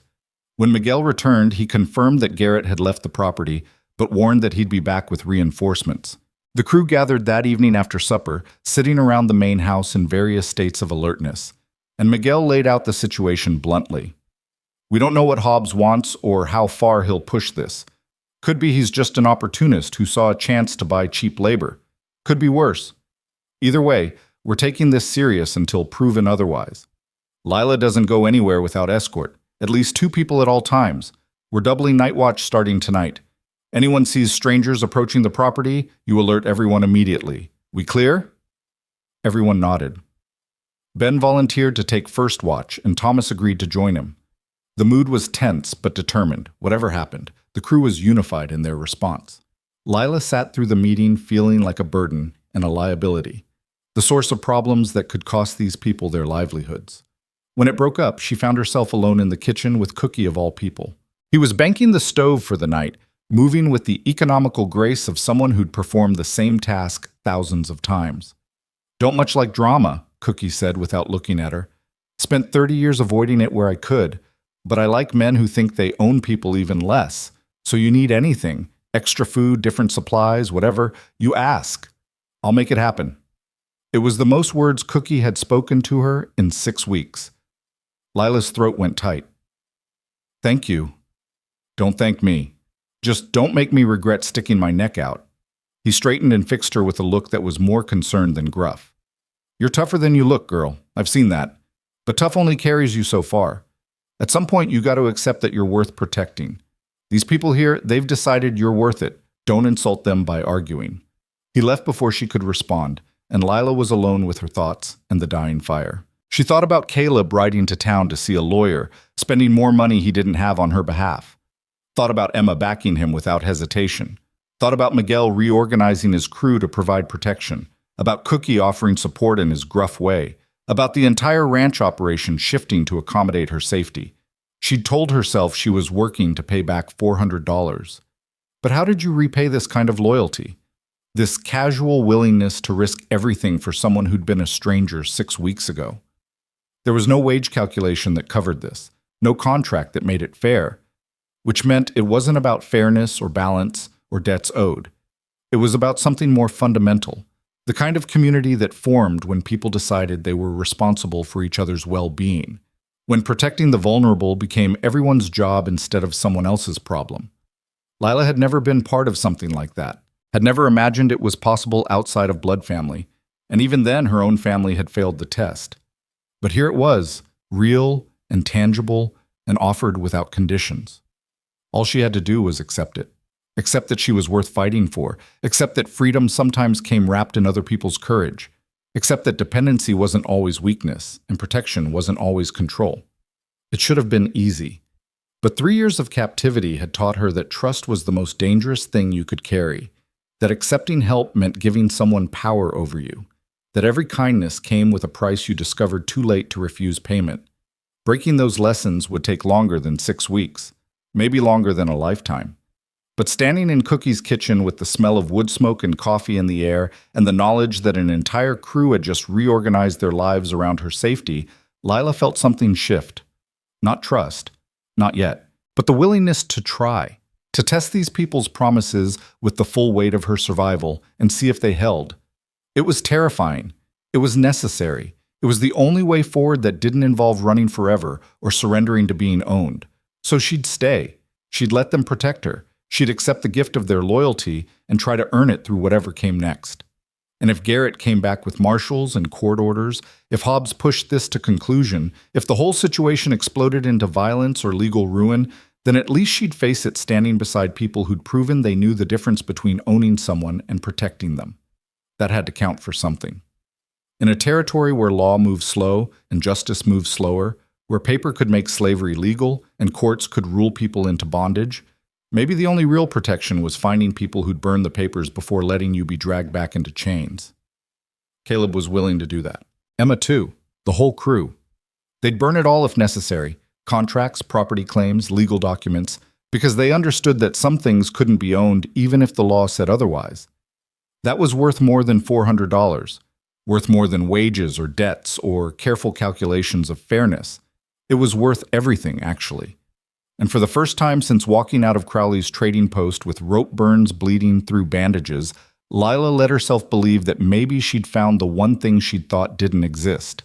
A place where freedom wasn't negotiable, where dignity came standard, where a woman could be valued not for what she could provide or produce or endure, but simply for the fact of her existence as a complete human being. It wasn't perfect. The danger was real and the future uncertain, but it was hers, and she'd fight like hell to keep it. Caleb and Emma returned 3 hours later with news that was neither encouraging nor catastrophic, which Miguel said was about as good as they could hope for with frontier lawyers. They gathered in the main house while Cookie brewed coffee strong enough to stand a spoon in, and Prescott's assessment settled over the room like morning frost. "The contracts are legally ambiguous," Caleb reported, his expression weary. "Prescott says Crowley probably didn't have the right to sell to Hobbs after selling to me. But the timing's unclear and territorial law's a mess on this. A court could rule either way depending on the judge and what kind of day he's having. Could take months to resolve, and Lila would likely be held in territorial custody pending the outcome." "That's unacceptable," Emma said flatly. "Prescott agrees, which is why he suggested an alternative." Caleb looked at Lila directly. "We burn the contracts like I said. All of them. Then you marry someone on this ranch who can claim legal protection over you as a husband. Married women's contracts default to their husbands in this territory. If you're married, Hobbs can't claim you because your husband's rights supersede any previous indenture. It's not perfect, but it would end the dispute immediately." The silence that followed was absolute. Lila felt the room tilt slightly, her coffee suddenly too hot in her hands. Marriage. Legal protection through coverture. Trading one form of ownership for another, even if this one came wrapped in good intentions and promises of respect. "No," she said. "Lila," Caleb started. "I said no." She set down her cup with more force than intended. "I didn't escape being property just to become property again with a different name. Marriage means a husband owns everything, my wages, my choices, my future. That's not freedom, that's just prettier chains." "It wouldn't be like that here," Emma said carefully. "Whoever you married would respect your autonomy. We could draw up agreements, make it clear that agreements don't matter when the law says otherwise. I've learned that lesson already." Lila stood, needing movement. "A husband could promise me the moon and the courts would still side with him if he changed his mind later. I'd have no recourse, no protection, no way out. I can't do that again. I won't." "Then what do you want to do?" Caleb asked quietly. "Because running won't work. Garrett will track you. Hiding won't work. Hobbs will search. Fighting in court puts you in custody for months with no guarantee of winning. Those are the options, Lila. Pick one." She wanted to scream at him, at all of them, at the whole territory with its backwards laws that treated women like livestock and called it civilization. But they were trying to help, offering solutions within a system that was fundamentally broken. Getting angry at them for the world's failures wasn't fair. "There has to be another way," she said. "If there is, Prescott couldn't find it." Caleb ran a hand through his hair, frustration showing through his usual calm. "I'm not trying to pressure you into something you don't want. But we need a plan before Garrett comes back, because he will come back. And when he does, we need to be ready with something stronger than just refusing to cooperate." Miguel cleared his throat. "There might be one other option. It's not legal, and it's not pretty, but it would work." Everyone turned to look at him. His expression was serious, the kind of serious that preceded dangerous suggestions. "We could make it so Hobbs doesn't want her anymore. Destroy her value as an asset. Make her more trouble than she's worth." "How?" Jack asked. "Scar her up. Make her look damaged. Indentured labor's worth money because people buy it for work. You mark someone up bad enough, make them look like they can't work effectively, and suddenly they're a liability instead of an asset. Hobbs would drop his claim rather than pay to maintain someone he can't profit from." The room went silent again, but this time the silence was horrified. Emma looked like she might be sick. Caleb's face had gone hard as stone. "Absolutely not," he said. "I'm not saying I like it. I'm saying it would work.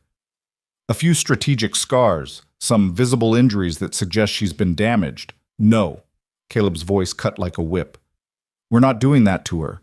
We're not marking her like livestock or making her carry scars just to satisfy some legal loophole. Find another solution. I'm trying to find solutions, boss, but you keep rejecting them. Because they all require Lila to surrender something fundamental, her autonomy, her body, her dignity.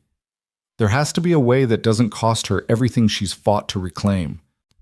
Lila watched them argue about her future and felt that familiar powerlessness rising. They meant well. Every single person in this room meant well. But good intentions didn't change the fact that her freedom was still dependent on what other people decided, what options they found acceptable, what prices they were willing to pay on her behalf. Stop, she said. The argument continued. Stop, she said louder. They kept talking over each other. Stop! The shout ripped out of her with enough force to silence the room. Everyone turned to stare, and Lila felt something crack open inside her. All the fear and rage and desperate hope she'd been carrying since Crowley's trading post finally breaking through the careful control she'd maintained. You want solutions? Here's one. I marry Caleb. The silence this time was shocked rather than horrified. Caleb's expression went carefully neutral, which meant he was thinking fast. Emma's eyebrows had climbed toward her hairline. Miguel looked satisfied, like she'd confirmed something he'd suspected. Before you all start objecting, Lila continued, her voice shaking but steady, let me explain. I don't want marriage, I don't trust it, and I don't like what it represents. But if I have to choose between being Hobbs's property and being protected by marriage, I'll take marriage. And if I'm going to marry someone for protection, it should be someone who's already proven they value my freedom more than their own comfort. Someone who burned $400 to get me out of captivity and hasn't asked for anything in return.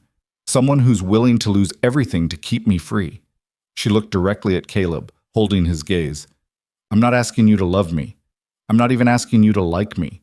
I'm asking you to stand between me and Hobbs long enough for me to figure out a better solution. We get married on paper, Garrett backs off because the law is satisfied, and I get time to actually choose my future instead of having it chosen for me. We can figure out the details later, annulment, divorce, whatever makes sense. But right now, this is the only option that doesn't require me to run or hide or surrender. Caleb studied her for a long moment. His expression was unreadable, but something moved behind his eyes, calculation mixed with something softer that Lila couldn't quite identify. You're sure? He asked finally. I'm sure I don't have better options. That's not the same as being sure about marriage, but it's what I've got to work with. Then I'll do it. He said it simply, without drama or hesitation. We'll ride to town tomorrow, find a minister or a justice, and make it legal. Emma can come as witness. We'll draw up papers afterwards specifying terms, separate finances, mutual respect, your right to leave whenever you choose. I won't pretend to own you just because the territory says I do. You understand what you're offering? Emma asked her brother carefully. Marriage isn't something you just undo easily out here. Even with agreements and good intentions, you're tying yourself legally to someone you barely know. If things go wrong, extraction gets complicated. I understand, but I also understand that Lila needs protection I can provide, and sitting around debating philosophy while Garrett circles back with reinforcements isn't helping anyone. Caleb turned to Lila. I won't lie and say this is ideal, but if marriage keeps you free and safe, then I'm willing to take that on. No expectations beyond what the law requires. No demands for anything you don't want to give. Just protection and time for you to figure out your own path. Lila felt tears threatening and forced them back. She'd cried enough over the past 3 years. This wasn't a moment for crying. This was a moment for clear-eyed decision-making and acceptance that sometimes survival required uncomfortable compromises. All right, she said. We'll do it tomorrow. Miguel nodded approval. Smart. Faster we make this legal, less time Garrett has to cause problems. Jack, Samuel, you two ride out and keep watch on the property line tonight. Ben, Thomas, you take second shift. If Garrett or anyone else approaches, you alert us immediately. Boss, I'd suggest you and Emma leave before dawn. Get to town, get married, file papers at the courthouse before noon. Make it public and legal so there's no question about validity. They worked out details for another hour. Who would handle ranch operations while Caleb and Emma were gone? what supplies they'd need for the trip, how to present the marriage when Garrett returned. By the time they dispersed to various tasks, it was late and everyone was exhausted from tension and planning. Lila found herself alone in the kitchen again, Cookie having retired to his quarters behind the main house. She made tea she didn't want and sat staring at the cooling liquid while her mind raced through everything that had just happened. In less than 12 hours, she'd be married. Legally bound to a man she'd known 6 weeks, trading one form of legal dependence for another in hopes that this time the person with power over her would be decent enough not to abuse it. The door opened and Caleb entered quietly, 2 cups in hand. He set one in front of her, coffee, made the way she liked it with just enough sugar to cut the bitterness, and settled into the chair across from her. "You don't have to do this if you're having second thoughts," he said without preamble. "We can still look for other options." "What other options? Running until I'm caught? Hiding until I'm found? Going to court and spending months in custody? Those aren't options, Caleb. Those are just slower ways to lose." She wrapped her hands around the coffee cup, needing the warmth. "This way, at least I'm making a choice. Maybe it's a choice between bad and worse, but it's still mine to make. I want you to understand something." Caleb's voice was quiet but firm. "When we get married tomorrow, nothing changes about how I see you. You're still crew, still earning wages, still free to come and go as you please. The only difference is on paper and in how the law views your status.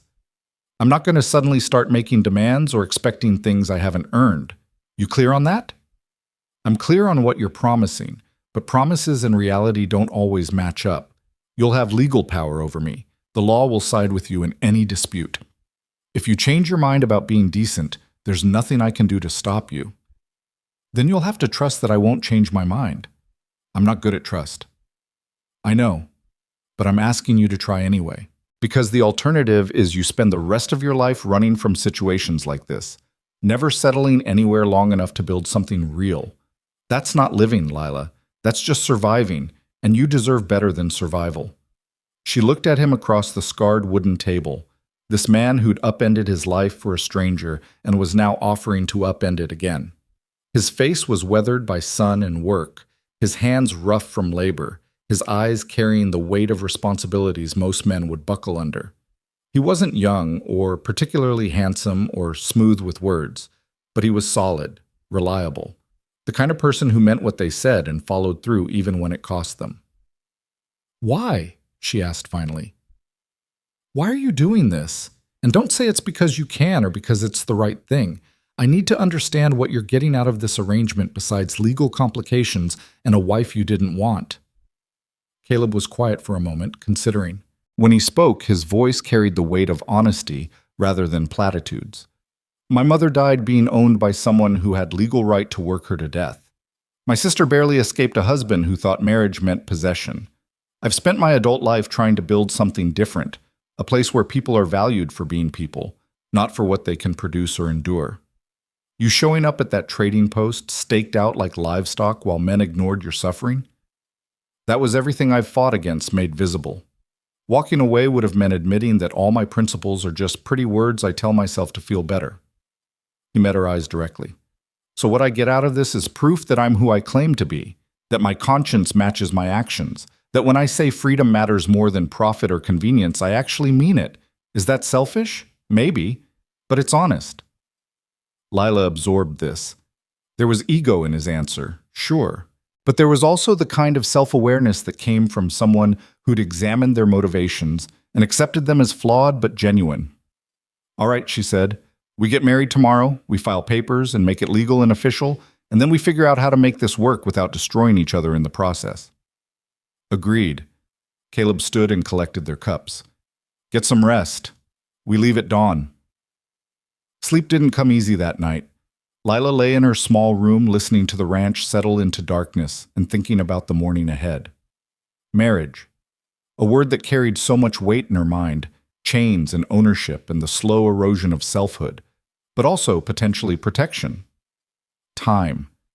The space to breathe without constantly looking over her shoulder. She must have dozed eventually because she woke to gray pre-dawn light and Emma's quiet knock on her door.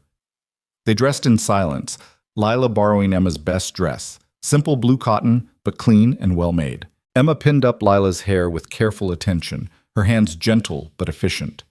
"You don't have to be nervous," Emma said softly. "Caleb's many things, but he's not cruel and he's not dishonest. If he says the marriage is just legal protection, that's what it'll be." "I know. Doesn't make it less strange." "No, but strange is better than owned." Emma secured the last pin and stepped back. "There. You look like someone getting married instead of someone going to execution. That's progress." They found Caleb in the barn already saddling horses. He'd cleaned up, shaved, combed his hair, wore a shirt that didn't have holes or bloodstains. Not fancy, but respectable. The kind of effort that acknowledged this was important, even if it was also practical. The ride to town took 3 hours through country that was slowly waking with birdsong and morning light. They didn't talk much, each lost in their own thoughts. Lila spent the time trying to calm her racing heart and remind herself that this was temporary.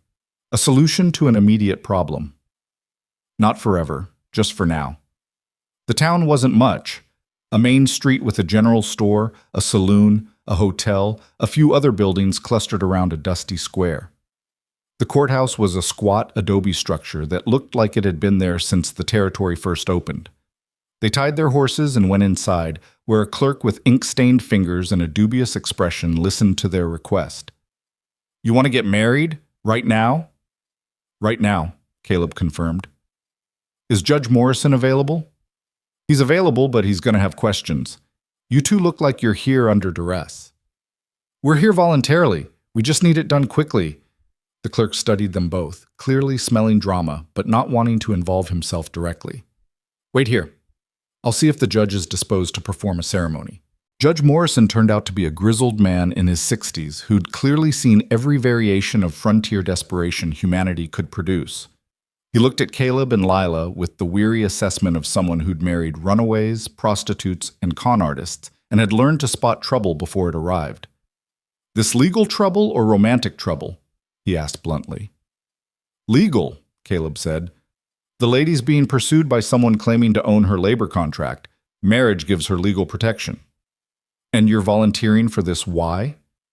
"Because I don't believe people should be property, and marriage is the fastest way to establish legal protection under territorial law." Morrison grunted. "At least you're honest about it being practical." He turned to Lila. "You entering this of your own free will, miss?" "I am." Her voice came out steady despite her nerves. "You understand that marriage in this territory gives your husband legal authority over your property, your earnings, and significant aspects of your personal life." "I understand." "And you're still willing—" "I am." Morrison studied her a moment longer, then nodded. "All right, let's make this quick and legal. Emma Rourke, you're witnessing?" "I am." They stood in Morrison's chambers, a spare office with law books lining one wall and years of dust lining everything else. The ceremony was perfunctory, stripped of romance or sentiment. Morrison read the legal requirements in a monotone that suggested he'd done this 1,000 times and expected to do it 1,000 more. When he got to the vows, he didn't bother with love or cherish. "Do you, Caleb Rourke, take this woman as your lawfully wedded wife, with all the legal rights and responsibilities that entails in this territory?" "I do." "Do you, Lila Hart, take this man as your lawfully wedded husband, accepting the legal bonds of marriage as defined by territorial statute?" Lila's throat was dry. The room felt too small, too warm. But Emma was beside her, solid and reassuring, and Caleb's expression was calm and certain. She thought about Garrett and Hobbs and courts that might rule her back into captivity. Thought about the alternative, running forever or surrendering to ownership. And she thought about the fact that Caleb had never once lied to her, never once broken a promise, never once demanded anything beyond what she freely offered. "I do," she said. "Then by the power vested in me by the Arizona Territory, I pronounce you married under territorial law. Congratulations. That'll be $5. Caleb paid the fee, and they filed the papers at the courthouse clerk's office, making multiple copies for their own records. The whole process took less than an hour. By the time they walked back out into morning sunlight, Lila was legally Lila Rourke, protected by the same laws that would have allowed Hobbs to own her under different circumstances. The irony wasn't lost on her, saved from one form of legal bondage by embracing another.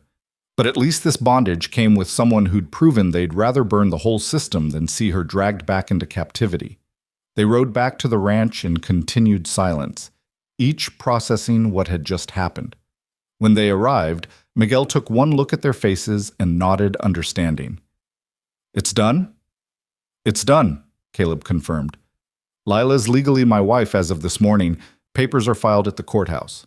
If Garrett comes back, he gets copies and an invitation to challenge the marriage in court, which will take years and cost money Hobbs probably doesn't want to spend." "Good. Smart." Miguel glanced at Lila. "Congratulations. Welcome to the family, I guess." It was awkward and practical and completely lacking in wedding celebration, which suited Lila fine. She didn't want celebration. She wanted certainty that this had actually worked, that Garrett would accept the marriage as valid, and Hobbs would drop his claim rather than pursue expensive litigation with uncertain outcomes. She got her answer 3 days later when Garrett returned with a territorial marshal and court orders, only to be handed copies of the marriage certificate and informed that Lila Hart no longer existed. She was Lila Rourke now, legally protected by her husband's rights. The marshal read the documents, consulted territorial statutes, and confirmed that a legal marriage superseded previous indenture claims. Garrett could contest it, but that would require proving the marriage was fraudulent, which meant extensive investigation and court time with no guarantee of success. Garrett took the news with obvious frustration, but professional acceptance. This was business for him, not personal. Hobbs might be angry, but Garrett's job was to recover assets that could be recovered and report losses that couldn't. A married woman with her husband standing by wasn't worth the effort. "You got lucky," he told Lila before riding off. "Not many women out here have someone willing to marry them just for protection. You better appreciate what you've got." After he left, Lila stood in the ranch yard feeling like she'd survived something impossible. Not unscathed, she'd carry the experience like she carried rope burn scars, but intact, still herself, still free, even if freedom now came with a husband's name attached. Caleb found her that evening, sitting on the porch, watching sunset paint the mountains purple and gold. He settled beside her, not touching, maintaining that careful distance they'd established from the beginning. "Garrett's gone. Hobbs will probably give up rather than pursue litigation. You're safe." He said it matter-of-factly, like confirming weather rather than announcing her freedom. "I know, thank you." "You don't have to thank me." "I do, actually. You married a stranger to keep her safe. That's not nothing." Caleb was quiet for a moment. "You're not a stranger anymore. You're crew. And now you're family. That's not nothing either." "What happens now?" Lila asked. "We're married on paper, but we barely know each other. Do we just pretend nothing's changed? Go back to how things were?" "I don't know," Caleb admitted. "I've never done this before, married someone without the usual courtship or expectations. I figure we make it up as we go. Keep working together, keep treating each other with respect, and see what develops naturally. Maybe nothing, maybe something. Either way, no pressure and no demands." It was such a Caleb answer, practical and honest and utterly lacking in romantic delusion. Lila found herself smiling despite everything. "All right, we'll figure it out as we go." Days became weeks. The cattle drive approached and preparation intensified. Lila worked alongside the crew, her role now firmly established as permanent rather than probationary. Being married to the boss changed some dynamics. Men were more careful about language around her, more deferential in some ways, but the work remained the same. Miguel still pushed her hard. Emma still offered practical advice. Cookie still scowled but saved extra portions. And Caleb remained exactly what he'd promised, respectful, distant enough to preserve her autonomy, present enough to make the marriage believable to outside observers. They lived in the same house but kept separate rooms, ate meals together but didn't perform intimacy for anyone's benefit, worked side by side but maintained professional boundaries. It should have felt strange. Instead, it felt like the most honest relationship Lila had ever experienced. No pretense, no performance. Just two people who'd made a practical arrangement and were honoring its terms while navigating the unexpected reality of actually liking each other. The drive north was everything Miguel had promised. Hard, dangerous, exhausting, and occasionally terrifying. They pushed 300 head of cattle across rivers and through storms, dealt with 2 near stampedes and 1 actual stampede, fought off rustlers once and scared off opportunists twice. Lila proved herself capable, earning the crew's respect through action rather than proximity to the boss. By the time they reached the Colorado railhead 6 weeks later, she felt like she'd earned her place through something stronger than marriage contracts or mercy. They sold the herd for solid profit, enough to pay the crew and replenish supplies and leave a surplus for ranch improvements. On the ride home, Caleb produced a small leather pouch and handed it to Lila. "Your wages for the drive. Hazard pay included, plus a bonus because you handled the river crossing that would have lost us 50 head if you hadn't kept your head." Lila opened the pouch and stared at the coins inside. More money than she'd ever held at once. Months of wages compressed into metallic weight. Honest money earned through honest work. The kind of money that represented choices rather than debts. "This is too much," she said. "It's exactly right. You earned it." She closed the pouch carefully and tucked it away. "With this and what I've saved, I've almost paid back the $400 from Crowley's." "You don't owe me that money. I've told you that." "I know, but I'm paying it anyway, because debt is honest even when gifts aren't. Because I need to know I can carry my own weight financially, not just physically. Because closing that account means I really am free. No obligations, no one holding anything over me, nothing owed." Caleb studied her, then nodded slowly. "All right, but when you've paid it back, that money goes into savings for your own future, not into ranch operations, not into household expenses. Your money, your choice what to do with it." "Agreed." They rode in comfortable silence for a while, the mountains rising ahead of them and home waiting beyond. Lila found herself thinking about the past 4 months, about who she'd been when Caleb found her at that trading post and who she'd become through the patient accumulation of choices and consequences and second chances. She wasn't the same woman who'd signed papers she couldn't read with Crowley. Wasn't even the same woman who'd agreed to marriage as protection from Hobbs. She'd been reshaped by work and wages and the daily proof that some people kept their promises, that some places valued dignity over profit, that some forms of belonging didn't require surrender. And Caleb had been there through all of it, not hovering or controlling, but present, steady, the kind of foundation you could build on, because it didn't shift with mood or convenience. "Can I ask you something?" she said. "Always." "Do you regret it? Marrying me? Taking on all the complications that came with it?" Caleb took his time answering, which she'd learned meant he was being careful to tell the truth. "I regret that you had to choose marriage as protection rather than choosing it freely. I regret that the law put you in that position at all. But do I regret marrying you specifically? No. You've made this ranch better, the work ethic, the attitude, the way you push everyone to be more competent. Emma likes having another woman around who's not afraid of hard work. The crew respects you. And I've enjoyed getting to know who you actually are instead of who you had to be to survive Crowley." "Who am I?" Lila asked, curious about his assessment. "Stubborn, proud, funny when you let your guard down, which isn't often enough. Fiercely loyal once you decide someone's earned it. Brave in ways that don't require an audience. Smart enough to know when to ask for help, and tough enough to handle most things alone." He glanced at her. "You're someone I'd choose to have on my side in a fight, and someone I'd like to know better when there aren't any fights that need fighting." Lila's chest went tight with something that felt like hope wrapped around fear.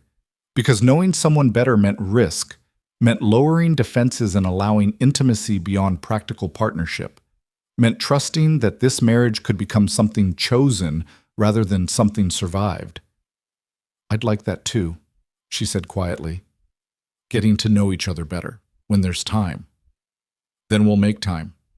Caleb smiled, a real smile that reached his eyes and softened the hard edges of his face. "No rush, no pressure. Just see what happens when 2 people get to know each other without crisis forcing the issue." They reached the ranch as sunset painted everything gold and amber. Emma met them in the yard with news that everything had run smoothly in their absence. Cookie had only threatened to quit twice, and there was hot food waiting inside. The crew dispersed to various tasks, tired but satisfied with the drive's success. Lila unsaddled her horse and stored her tack with the automatic movements of routine. She was exhausted, filthy, and sore from 6 weeks in the saddle, but she was also content in a way she'd never experienced, The deep satisfaction of work completed, challenges overcome, and belonging earned. She found Caleb in the barn later that evening, checking on a mare that had gone lame during the last week of the drive. He'd wrapped the leg and was applying liniment with gentle competence. "She going to be all right?" Lila asked. "Should be. Just needs rest and careful tending. Emma will handle it. She's better with injuries than I am." Lila leaned against the stall door, watching him work. There was something intimate about the moment that had nothing to do with romance. Just two people comfortable in each other's presence. No performance required. "I've been thinking," she said, "about us, about this marriage." Caleb's hand stilled, but he didn't look up. "What about it?" "When we married, it was protection, legal necessity, a solution to an immediate problem. But it's been 4 months now, and we've built something real. Respect, partnership, maybe friendship. I'm not saying I'm ready for anything more than that, but I wanted you to know that I'm not just tolerating this arrangement anymore. I'm choosing it, actively, every day." Now he did look up, his expression carefully neutral, but his eyes showing something warmer. "That matters more than you probably realize. Having you choose to stay instead of staying because you have to. That's what I hoped for, but didn't dare expect. I'm still going to pay back that $400, and I still want separate rooms for now, maybe for a long time. I'm not good at trust or intimacy, and I need to move at my own pace, but I want you to know that I see what you've done for me, what you continue to do, and I'm grateful. More than grateful." "Lila." He stood, brushing dust from his hands. "You don't owe me gratitude. You've given this ranch more value than any amount of money could buy. You've proven that my principles work in practice, not just in theory. You've shown the crew that women belong in this operation not because I say so, but because you're actually good at the work. And you've reminded me that taking risks on people who need chances is worth whatever it costs. So if anyone owes gratitude, it's me." They stood there in the barn with lamplight throwing shadows and horses moving quietly in their stalls, and Lila felt the ground shift under her feet, not dangerously, but significantly. The foundation she'd built here was solid enough to support more weight, if she chose to add it. This marriage that had started as legal protection could become real if she was brave enough to let it. But not tonight. Tonight she was tired and raw from travel, still learning how to be free, still figuring out who she was when survival wasn't the only goal. "Thank you," she said simply, "for everything. For seeing me at that trading post, for choosing to act instead of walking past, for giving me time and space and the freedom to become myself again. I won't forget that." "Don't need you to forget it, just need you to keep choosing to stay as long as it serves you. That's enough." She nodded and turned to leave, then paused at the door. "Caleb, I lied a minute ago. I'm not just grateful, I'm happy. For the first time since before my father died, I'm actually happy. That's rare enough that I wanted you to know." She left before he could respond, but she felt his eyes on her as she walked across the yard toward the house. Emma was in the kitchen working on accounts and looked up with a knowing smile when Lila entered. "You two finally talking about the marriage being more than paperwork?" "Not exactly, but maybe heading that direction, slowly." "Slow's good. Caleb does everything slow except the things that require immediate action. You'll drive each other crazy if you're not careful, but you'll also build something solid because neither of you takes shortcuts." Emma closed her ledger and stretched. "For what it's worth, I'm glad you're here, and I'm glad my stubborn brother finally found someone who matches his energy, even if it happened in the most dramatic way possible." Lila poured coffee and sat across from her sister-in-law. "You really think this can work? A marriage that started as legal protection turning into something real? I think relationships work when people choose them consistently.